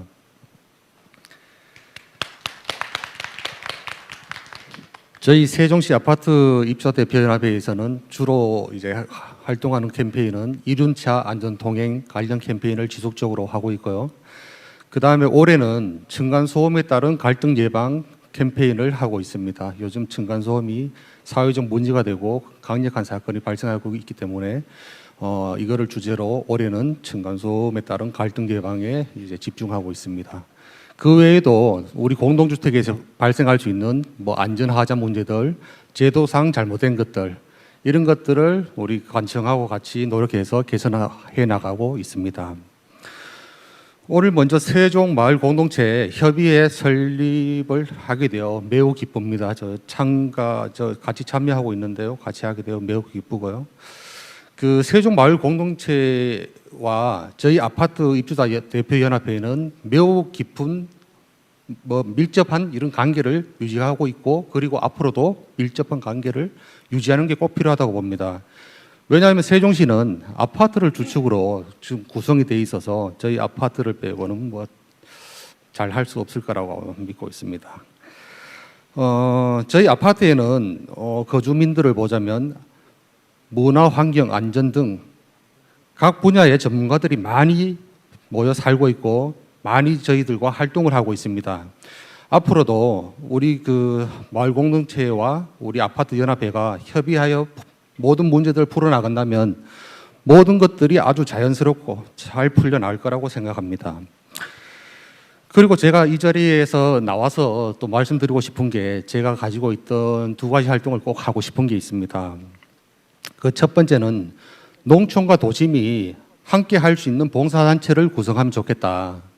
우리 농촌에 계신 분들은 이런 공동체를 접할 기회가 잘 없어서 많이 지금 활동을 하지 않고 계신데요. 우리 그 도심지에 사시는 분들이 농촌과 연대해서 봉사활동 단체를 좀 구성하면 좋겠다라는 거고요. 그 활동 중에 하나로는 농촌에서는 신선한 이게 농산물을 생산해서 우리 아파트에 직접 공급하도록 그렇게 도와주는 게 하나 있겠고, 우리 아파트 아이들은 농촌에 가서 체험을 하고 그 체험을 함으로써 서로 상생하여 돕는 그런 관계의 단체를 좀 만들었으면 좋겠습니다. 그리고 둘째는 노인과 장애인 분들, 특히 몸이 불편해서 집에 누워 계신 분들한테 소통의 시스템을 좀 만들어줬으면 좋겠다. 그 구체적인 방안으로는 스마트폰을 그 각 가정마다 한 대씩 설치해주고 데이터만 좀 공급해준다면 장애인분들과 장애인분들이 소통을 하고 노인과 장애인분들이 소통을 하고 그리고 우리 센터하고 같이 소통을 한다면 전국적으로 아주 모범이 되는 그런 사업이 아닐까라고 생각하면서 제안을 해봅니다. 앞으로도 저희 그 세종시 아파트 입주자 대표 연합회는 많은 관심을 가지고 함께 해나갈 것을 약속드리면서 마무리하도록 하겠습니다. 네, 감사합니다. 그 세종시 아파트 입주자 대표 연합회는 제가 알기로 꾸준히 마을 공동체 활성화 사업을 해왔던 것으로 알고 있고요. 아이스팩 재활용 운동이라던가 층간소음 갈등 예방 운동이라던가 이런 것을 지속적으로 해와서 아마 많은 분들이 그 마을공동체 입주자대표 연합회를 잘 알고 있으리라고 생각합니다. 또한 농촌과 도시의 연대 그리고 노인과 장애인 그 소통의 시스템 마련이라는 두 가지 의제를 제안해 주셨는데요. 아까 사회복지에 대해서 문경희 소장님 얘기해 주신 것과 마찬가지로 우리 사회적 취약계층들이 좀 더 배려받고 함께 할 수 있는 그런 공동체를 만들어가자는 제안으로 제가 이해했습니다. 다시 한번 말씀해 주신 장서구 대표님께 감사의 박수를 부탁드립니다. 네, 다음으로는 사회적 협동조합 놀이나무 여은정 이사장님께 마을공동체 협의회와 교육, 환경생태에 관한 이야기를 청해 듣도록 하겠습니다. 네, 안녕하세요. 사회적 협동조합 놀이나무의 이사장 여은정입니다. 네, 저희는 다양한 놀이로 아이들과 또 세종 시민 여러분들과 소통하면서 행복을 나누려고 하는 사회적 협동조합입니다. 마을 공동체와 교육이라고 하면 일단 무언가를 배운다는 것인데 물론 학교에서 하는 교과서적인 지식도 중요하지만 지금의 아이들은 그것보다도 그 외에도 더욱 다양한 정보를 다뤄야 하고 또 그 정보를 혼자만 다루는 게 아니라 서로 관계를 맺으면서 더불어 살아가야 하는 힘도 키워야 되기 때문에 학교에 있는 한계를 넘어서 마을에서 할 수 있는 역할로 저희가 좀 마을 공동체가 가진 다양한 정보와 그 경험을 나누면서 아이들이 안전한 환경인 마을에서 살아가고 그렇게 자연스럽게 삶 속에서 알고 배울 수 있도록 도와주면서 마을 모두에게 배울 수 있고 마을 모두와 어울릴 수 있는 즉 마을 누구나 선생님이 되고 마을 누구나 친구가 되는 그런 마을 공동체 협의회가 됐으면 하는 바람이고 함께 만들어 갔으면 좋겠습니다. 감사합니다. 네, 마을 공동체 누구나 마을에 있는 누구나가 선생님이고 마을에 있는 누구나가 친구가 되고 그래서 안전하게 키울 수 있는 아이들을 키울 수 있는 그런 공동체가 되는데 마을 공동체 협의회가 역할을 했으면 좋겠다라는 말씀 감사합니다. 네, 그러면 이상 네 분의 마을 공동체 협의회와 사회복지, 교육, 환경생태, 주민자치, 청년, 문화예술에 대한 이야기를 들어보았고요. 이번에는 센터장님, 세종사회적경제공동체 센터장님과 또 발제자분들께 마이크를 넘겨서 우리 마을공동체 협의회에 대한 조언을 들어보도록 하겠습니다. 우리 세종마을공동체 협의회가 이제 출범을 하게 되는데요. 우리 공동체 협의회에 기대하는 바나 우려되는 점, 또 그간의 과정에 대한 질문도 좋으니까요. 편안하게 말씀해 주시면 좋겠습니다. 먼저 세종사회적경제공동체센터 주일식 센터장님 말씀 청해 듣도록 하겠습니다. 네, 반갑습니다. 세종사회적경제공동체센터를 맡고 있는 주일식입니다. 이 발언이 한 번으로 끝나는 건가요? 아니면 또 있나요? 이어가는 건가요? 예, 세종에서 이제 마을공동체 지원센터가 2019년도에 만들어졌고, 마을공동체 지원 사업들이 2015년도부터 이제 지속적으로 있어 왔는데, 사실은 마을공동체 협의회가 없어서 굉장히 좀 약간 뭔가 하나가 비어 있는 듯한. 그래서 다른 지역에 가면은 공동체 협의회, 공동체 네트워크가 그 마을의 그 지역에 마을 활동에 굉장히 중심적인 역할을 하고 있고 보루가 되고 있고 활동의 어쨌든 그 핵심적인 역할을 하면서 어쨌든 토대가 되고 있었는데 사실은 그 세종에는 그런 게 좀 없어서 굉장히 좀 부러웠어요. 부러웠는데 이제 드디어 이제 그 세종에도 마을 공동체 협의회라는 게 출범한다고 하니까 감개가 사실 무량합니다. 감개가 무량하고 그 사실 세종은 그 새로 만들어진 도시잖아요. 이게 기존에 이제 영기군하고 이렇게 공주 지역 이렇게 포함돼서 있었지만 읍면 지역을 제외하고는 새로 만들어지는 도시고 새로 만들어지는 도시라서 사실은 그런 마을을 기반으로 한 활동들이 뿌리를 내리지 못했던 게 사실이고 이런 부분들이 이제 드디어 그 동뿐만 아니라 읍면 지역까지 같이 해서 마을 공동체 협의회가 만들어지게 되면 앞으로의 그 활동이 상당히 기대가 됩니다. 사실 그 공동체들이 매년 지금 현재 40에서 50개가 공모 공동체로 지원이 되고 있고 또 이제 어울림 공동체라 그래서 또 10여 개, 20여 개 하면서 굉장히 많은 공동체들이 사실은 활동을 하고 있고 뿐만 아니라 마을 교육 공동체, 그다음에 도서관, 기타 다른 많은 공동체들이 사실은 활동을 하고 있는데 이런 것들이 엮이지 못해서 개별 활동을 하고 있는 것이 상당히 이제 사실 안타까웠습니다. 그래서 이 개인들이 어떤 공적인 어떤 것에 참여하는 것, 자신의 활동뿐만 아니라 공적인 여러 다른 사람들과 연계된 것에 참여하는 것은 개인의 참여라는 것 자체가 개인의 성장을 가져오는 거잖아요. 개인의 성장을 가져오고 그다음에 그것에 공동체의 변화도 가져오는 것이고 공동체도 마찬가지라고 생각이 듭니다. 공동체들도 자기 나름의 어떤 활동들은 하고 있지만 이런 것들이 엮이지 못하고 다른 공동체가 하고 있는 것들과의 관계 속에서 자신의 공동체 활동을 설정해야지 공동체가 성장할 수 있다고 생각합니다. 그 공동체는 아까 이제 그 김홍주 박사님이 말씀하셨듯이 기본적으로 배타성을 가지고 있잖아요. 왜냐하면 이제 공동체라는 규정 자체가 자신과 다른 공동체를 규정하게 되고 그래서 그 구성원과 다른 그 공동체 밖에 있는 것들을 규정하게 되기 때문에 사실은 배타성을 가지고 있는데 이 공동체와 공동체 간의 차이, 다름 이런 것들에 대한 이해와 공감 그리고 그런 것들을 넘어서 성장하면서 연대할 수 있는 그런 마을 공동체 네트워크가 만들어지게 되는 거고 이제 시작인데 제가 뭐 우려할 점을 말씀드릴 건 없고 차근차근 원칙을 가지고 차근차근 가는 게 좋겠다 이런 생각이 듭니다. 그래서 아까 뭐 김문주 박사님 말씀하셨듯이 벗어나야 될 것들, 피해야 될 것들이 좀 있잖아요. 관주도 또 뭐 형식적인 거 또 대표 중심의 이런 것들을 벗어나고 그래서 이제 조금은 느리지만 원칙을 지키면서 하나씩 나아가고 이 마을 공동체 협의회가 단지 그 세종의 공모 공동체들의 협의회를 넘어서 수많은 공동체들의 네트워크의 분산이 되었으면 좋겠고요. 뿐만 아니라 주민자치 조직, 사회적 경제 조직들도 다 이제 그 자신의 영역에서 활동을 하고 있는데 이런 조직들과도 함께 연계를 맺어서 모든 마을 활동에 보루가 되었으면 좋겠습니다. 예, 이상입니다. 네, 감사합니다.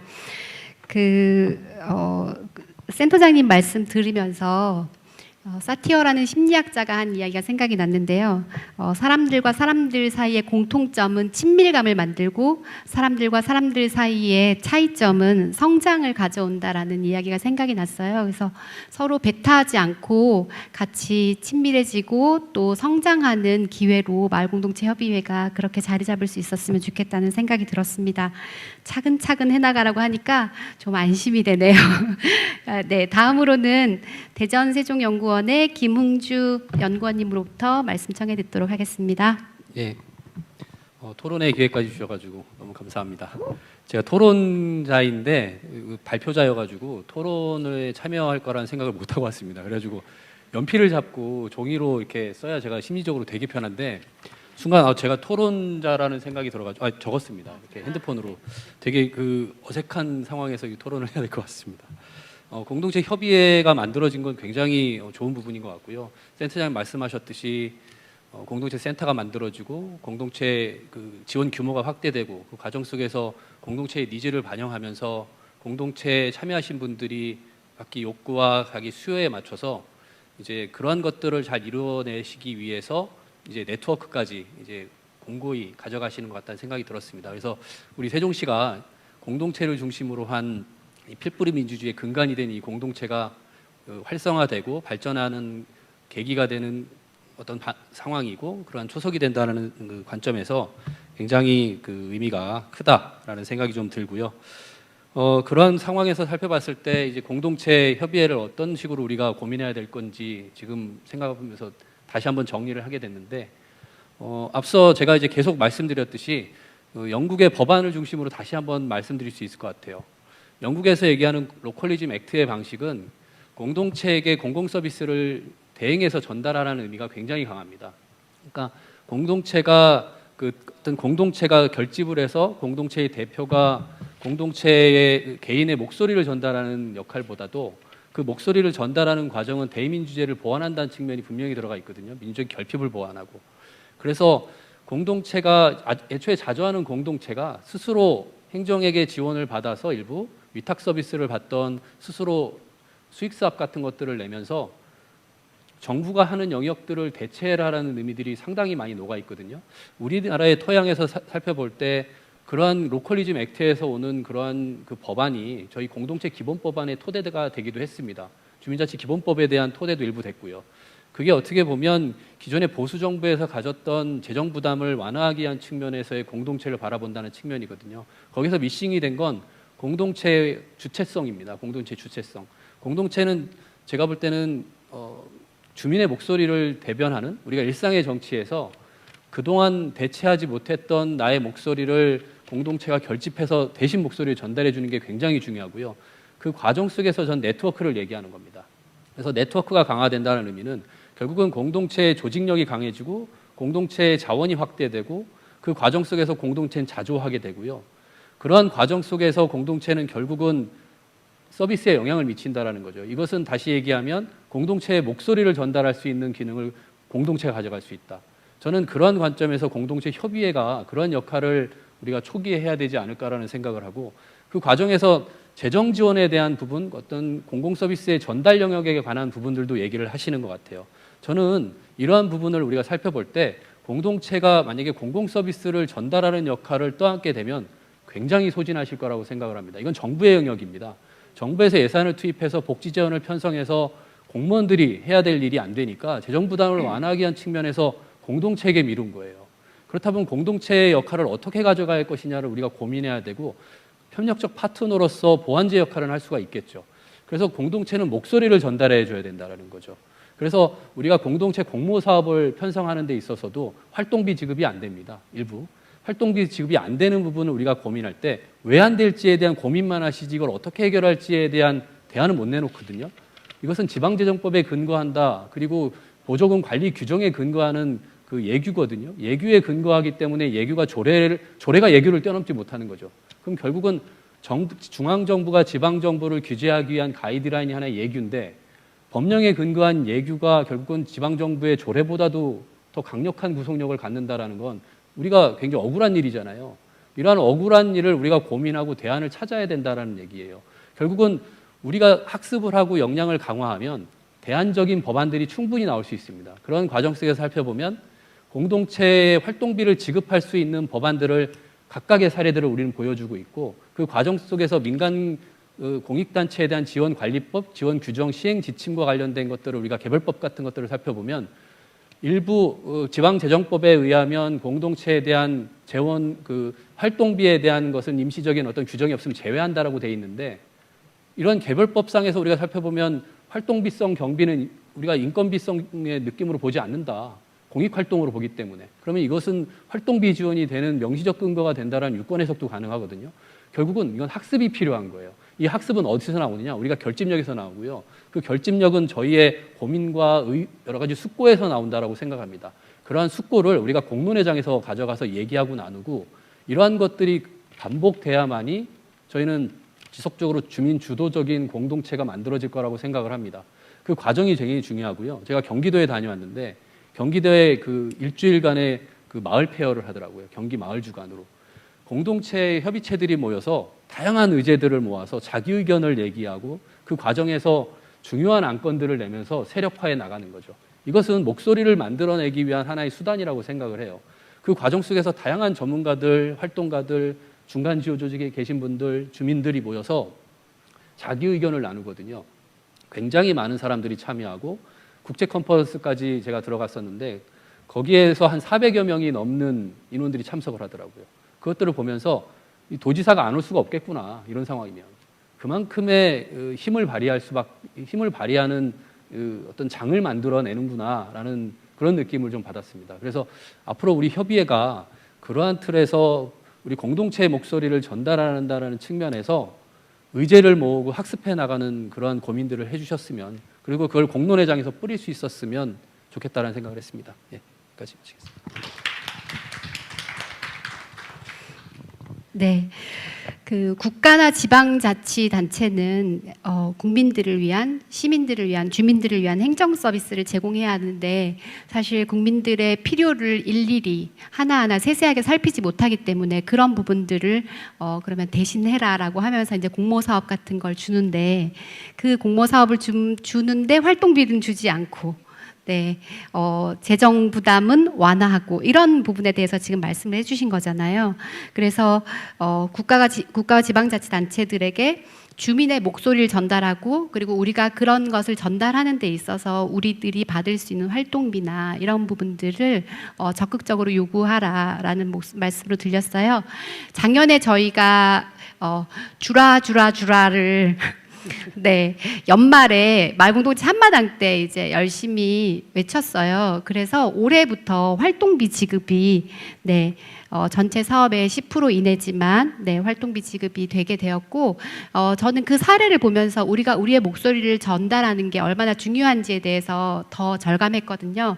사실 그뿐만 아니라 더 많은 소득이나 경제적 불평등 해소를 위한 다양한 필요들이 있습니다. 그래서 앞으로 마을공동체 협의회가 그런 부분들에 대해서 좀 더 적극적으로 활동해 나갈 필요가 있다는 생각이 듭니다. 네, 마지막으로 이양숙 센터장님 말씀 또 청해 듣도록 하겠습니다. 네. 활동비 이야기가 나와서 하는 말인데 저희도 사실 활동비 때문에 많이 싸움 아닌 싸움? 네, 그걸 했었는데 저희는 활동비가 전체 예산의 20%예요. 네. 그런데 거기에 또 문제가 있어요. 활동비를 또 받으니까 활동비를 받은 거에 대해서 또 여러 가지 이야기들이 많이 나오고 있어요.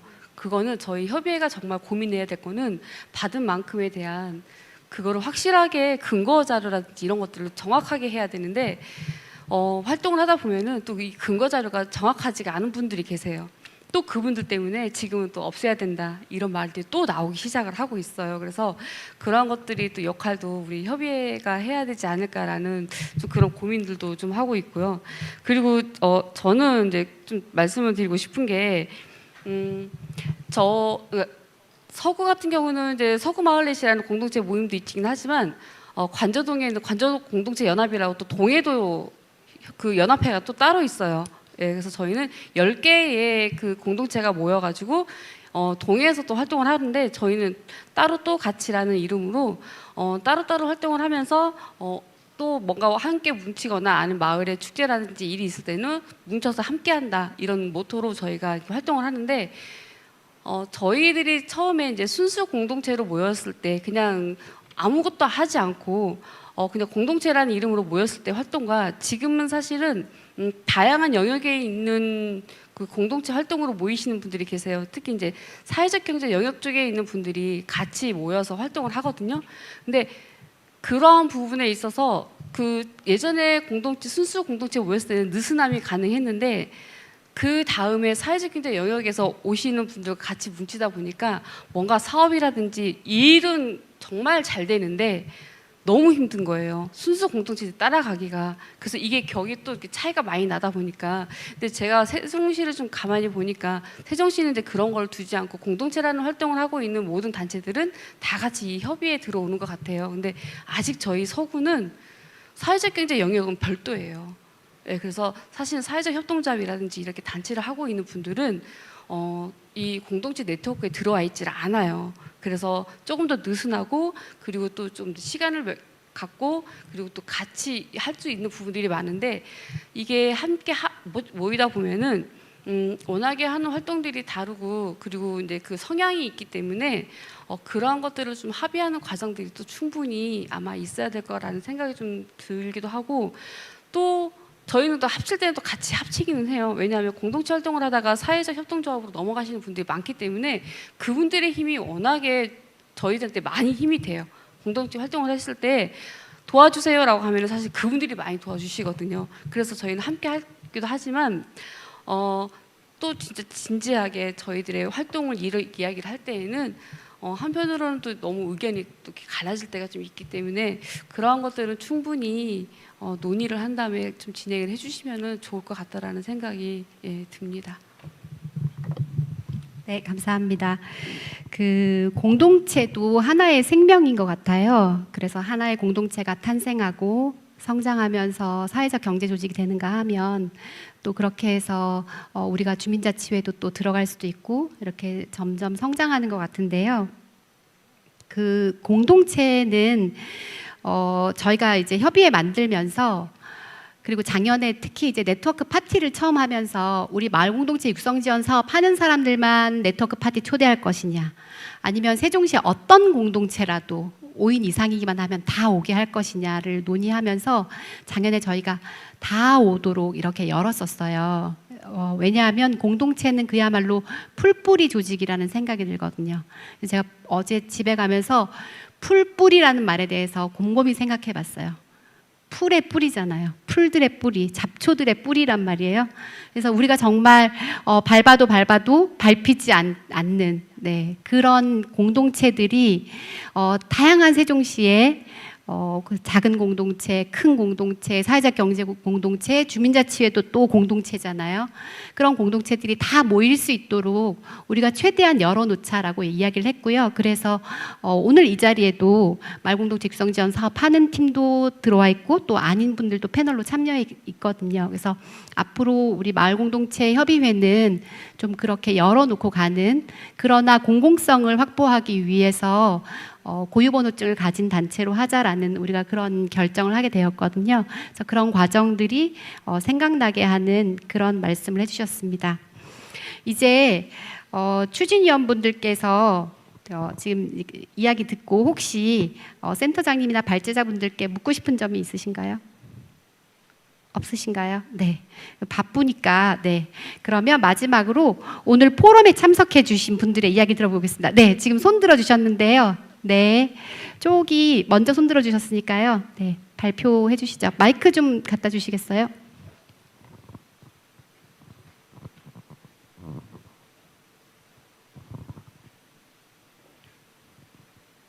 저쪽에 계세요.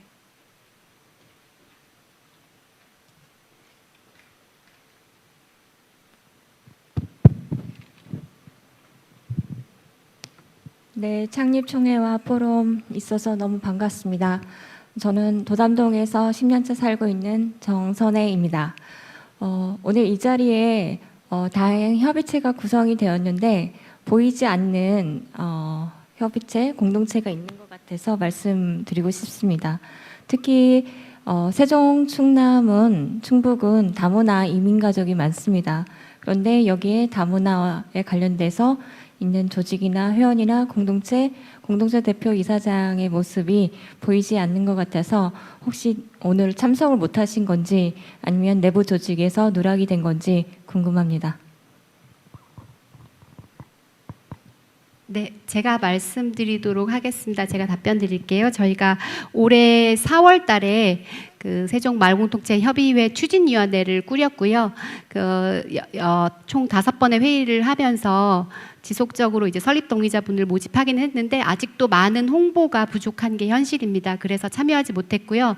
앞으로 세종 가족센터에 이제 특히 그 다문화 가족들 지원하는 역할이 많이 있는데요. 세종 가족센터하고 함께 협의하면서 함께 이주민들과 다문화 공동체들이 함께 참여할 수 있도록 저희가 더욱더 노력하겠습니다. 네. 다음으로 또 질문 있으신, 네, 질문이나 의견 있으신, 네. 시간이 괜찮으실까요? 네.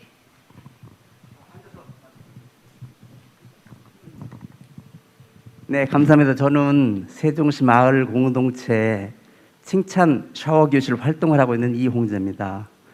오늘 좌담회를 통해서 좋은 말씀들을 많이 드렸는데 특히 저는 마을 공동체 협의의 역할은 우리 마을 공동체 상호 간의 연대 협력만을 생각했는데 주일식 센터장님 말씀에 의하면 조금 더 폭을 넓혀서 예를 들면 주민자치회 기타 직능단체들과의 어떤 협력 관계도 몹시 중요할 것이다 이렇게 말씀을 하셨어요. 근데 그 이향숙 센터장님 말씀은 또 주민자치회 활동까지 이 범위를 넓히다 보니까 보이지 않는 벽이 주민자치회와 마을넷과가 이 벽이 생겼다 이렇게 말씀을 하셨거든요. 아주 간단한 조그마한 사례 하나 좀 소개해 주실 수 있을까요? 감사합니다. 그 벽에 대한 사례를 말씀해 주신 거죠? 네네네 그렇습니다. 네. 우선은 그 사례보다는 주민자치회라는 거를 정확하게 이해를 좀 하시면 좋은데 아직까지는 저희가 주민자치위원회 시절에 그게 문화가 남아있다 보니까 주민자치위원회와 주민자치회는 엄연히 다르거든요. 근데 그 주민자치위원회에 있을 때의 동행정복지센터에서 그 다양한 활동들을 했던 거와 주민자치회로 변했을 때 모든 주민들이 다 함께 그 위원회로 들어와서 위원으로 들어와서 활동하는 거에 대한 게 너무 다른 거예요. 그래서 그때 그 위원회 시절에 겪었던 그분들이 너무 이게 모든 걸 다 개방하고 회의하고 들어야 되고 하다 보니까 이런 거에 좀 익숙치 않다 보니 이런 것들은 마을 공동체들이 배워서 들어와가지고 만든 것 같아라는 사실 그런 부분들이 좀 많아서 그래서 좀 그 벽을 처음에 많이 만들어졌어요. 그래서 그게 지금 서서히 사실은 이제 사라져가고 있는 중에 있고 아직도 좀 살짝 있기는 하지만 계속 지금 현재 그런 부분들이 한 번은 이렇게 돌아야 순회 돌아야지 그런 것들이 이래서 주민자치회 하는구나라는 거를 좀 경험할 수 있을 것 같습니다. 그래서 그 벽이 아직까지는 살짝 있는 듯합니다. 네. 네, 감사합니다. 네. 저도 말해야 되나요? 네. 네. 그 같은 부류끼리 같이 활동하면 엄청 그 재밌고 빠르잖아요. 빠른데 이제 그 사실은 마을 공동체와 주민자치 뭐 공동체 활동 하시는 분들이 주민자치위원으로 하기도 하고 하는데 그럼에도 불구하고 약간의 결이 다르다는 거는 누구나 이제 사실 인정할 수밖에 없는데요. 뭐 사회적 경제도 마찬가지라고 생각합니다. 사회적 경제도 공동체와 공동체 활동을 하시는 분들은 우리끼리 좀 이렇게 재밌게 소통하면서 뭔가 우리 스스로 의미를 찾아가는 이런 활동들을 중심으로 하고 싶은데 사회적 경제 활동을 하시는 분들은 이걸 어떤 기업 어떤 서비스로 그다음 제품으로 뭔가 이렇게 성과로 매출로 이렇게 만들어내고자 하는 이런 것들이 있다 보니까 조금씩 다를 수 있어요. 근데 이제 사실은 근본적인 목적은 동일하다고 생각되는데 자신들의 눈높이가 조금씩은 다르다라고 생각해요. 자신들이 현재 활동하고 있는 것에 근거와 눈높이가 조금씩 다르기 때문에 사실 그거 맞춰가는 게 쉽지는 않다고 생각하는데요. 그래서 처음에는 비슷한 것들을 맞춰 나가야 되지만 결국에는 그 차이를 인정하고 그 차이에 대한 배려를 해낼 수 있을 때 마을 공동체가 주민자치를 이해할 수 있게 되고 주민자치회가 마을 공동체도 이해할 수 있게 되고 그리고 이제 주민자치회가 마을 공동체의 신뢰를 얻어서 실제 본인 그 주민자치회가 원하는 아까 이제 김용주 박사님 말씀하셨던 마을의 앵커 조직, 주축 조직이 될 수 있을 거라는 생각이 듭니다. 그래서 그건 이제 그 나중에 미래의 일이지만 어쨌든 그러한 차이를 하나씩 줄여가야 된다는 것은 분명한 것 같아요. 그러한 차이를 줄여감을 통해서 사실은 사회가 변화하는 거잖아요. 우리끼리만 똑같은 것만 하면은 사회는 그대로 있을 거 아니에요. 그래서 저는 뭐 그런 그 갈등과 이런 것들을 새롭게 변화시켜 나가는 것들이 사회 변화의 동력이지 않을까 이렇게 생각이 듭니다. 네. 네, 센터장님과 비슷한 의견인데요. 주민자치위원회가 만들어질 때는 원래 읍면동에 행정 기능전환이 있었습니다. 1999년도에. 그래서 기능전환이 일어나면서 읍면동 단위에 있던 기능들을 본청으로 이관했거든요. 이관하면서 읍면동을 없애려고 그랬어요. 없애려고 했던 과정에서 공무원들이 반발이 있으니까 반만 남아가고 반만 옮긴 거예요. 그래서 남은 공간을 어떻게 운영할까 하다 보니까 주민자치위원회가 만들어졌고 주민자치위원회가 주민센터를 관리하게 됐던 공간에 이제 주민센터를 만들면서 그래서 주민센터가 만들어지고 그래서 이 주민센터를 운영하는 걸 누가 해야 될까 하다 보니까 행안부나 이런 정부에서 조사를 한 거예요. 일본의 정례 자치회에서 운영했던 커뮤니티 협의회 방식이 있는데 그 커뮤니티 협의회에서 그 공유 공간을 운영했거든요. 그렇다 보니까 그러한 커뮤니티 협의회 방식에서 운영됐던 그 위원회를 가지고 이제 주민자치위원으로 이제 들어오면서 우리가 이제 어떻게 보면 주민자치에 대한 수입에 있어서의 약간 오류가 있었다. 그 과정 속에서 주민자치가 제대로 안착이 안 되니까 주민자치회로 전환하자. 이제 우리가 좀 바꿔보자라는 얘기를 하면서 어떻게 보면 주민자치회 대표성 차원에서 그 마을공동체의 대표로서 주민자치회를 우리가 상정하고 있으나 이게 정부 사이드에서 학계에서 엘리트층에서 만들어준 경향이 있거든요. 그러니까 이제 공동체 단위에서는 과연 나의 생각을 이 주민자치회가 담아서 대신 전달해 줄 수 있는 역할을 할 수 있을 것인지에 대한 신뢰성 그리고 대표성의 문제들이 전 녹아있다고 생각을 합니다. 그 과정 속에서 서울에서는 마을계획단이 먼저 만들어졌고요. 마을계획단에서 마을계획을 한 뒤에 결국은 주민자치회로 전환되면서 주민자치회 위원과 마을계획단의 위원들이 굉장히 갈등 관계를 겪었거든요. 결국은 여기에서 우위를 누가 선점하느냐의 문제들이 좀 있었어요. 그러한 것들이 녹아들면서 이렇게 안착하는 과정들이 보였는데 결국은 이제 주민자치회가 만약에 학계든 지식인층이든 이제 연역적으로 이것을 대표 조직으로 우리가 얘기를 했다면 그 부분을 어떻게 받아들이느냐의 문제인 거고 어떻게 그것이 대표성이 있는 조직이냐로 설득하느냐의 관점이 있는 것 같습니다. 그래서 그러한 지금 과도기적 과정에 있고 그래서 주민자치회가 결국은 대표 조직이라고 우리가 모두가 공유된 이해가 있다고 한다면 그것을 중심으로 해서 공동체가 다양한 의제를 주민자치회에게 토스해서 주민자치회가 대체로 그러한 의견들을 행정과 협력해서 해결할 수 있게끔 만들어주는 것. 그래서 그러한 것들을 실효성 있게 경험을 한다면 저는 이제 주민자치회가 그런 부분에서 상당히 큰 영향력을 발휘하고 신뢰성도 가질 것이다라는 생각을 합니다. 그래서 공동체와 어떤 그런 관계 속에서 저는 신뢰성과 어떤 대표성의 문제가 녹아있기 때문에 나타나는 게 아닐까 생각을 합니다. 네, 감사합니다. 사실 저희가 마을공동체 활동하느라고 주민자치회에 대해서 많이 모르고 있는 게 현실입니다. 그래서 아까 많이 학습하셨다고 하는데 앞으로 저희도 학습해서 걸어가야 할 길이 좀 멀었다는 생각이 들고요. 하나하나 차근차근 배워나가겠습니다. 아까 지방자치가 민주주의의 학교다, 마을이 민주주의의 학교다 이런 말씀을 하셨는데요. 저는 공동체가 민주주의의 학교다라는 생각을 합니다. 우리가 학교 다닐 때 민주주의 배우지 못했습니다. 교실에서 민주주의 없었고요. 네, 그러다 보니 마을 공동체 활동도 민주적으로 운영하는 게 굉장히 어렵더라고요. 그래서 앞으로 마을 공동체에서 더 그 민주주의라는 건 하나하나 협의해 나가야 되고 토론해 가야 되고 진짜 길고 지난한 과정이잖아요. 그렇게 함께 토론하고 합의된 것을 지켜나가고 또 새로운 의제가 나오면 또 합의해 나가고 이렇게 나가는 민주주의를 앞으로 세종마을공동체협의회가 다 함께 꾸준히 함께 나갈 것을 약속드리겠습니다. 이것으로 마을공동체 포럼을 마칠까 하는데요. 네, 괜찮을까요? 네, 마을공동체 포럼에 함께해 주신 7분의 패널 여러분과 또 함께해 주신 객석에 계신 방청객 여러분들께 진심으로 감사드립니다. 이상 행사를 마치도록 하겠습니다. 포럼을 마치는 게 아니라 좌담회를 마칩니다. 네.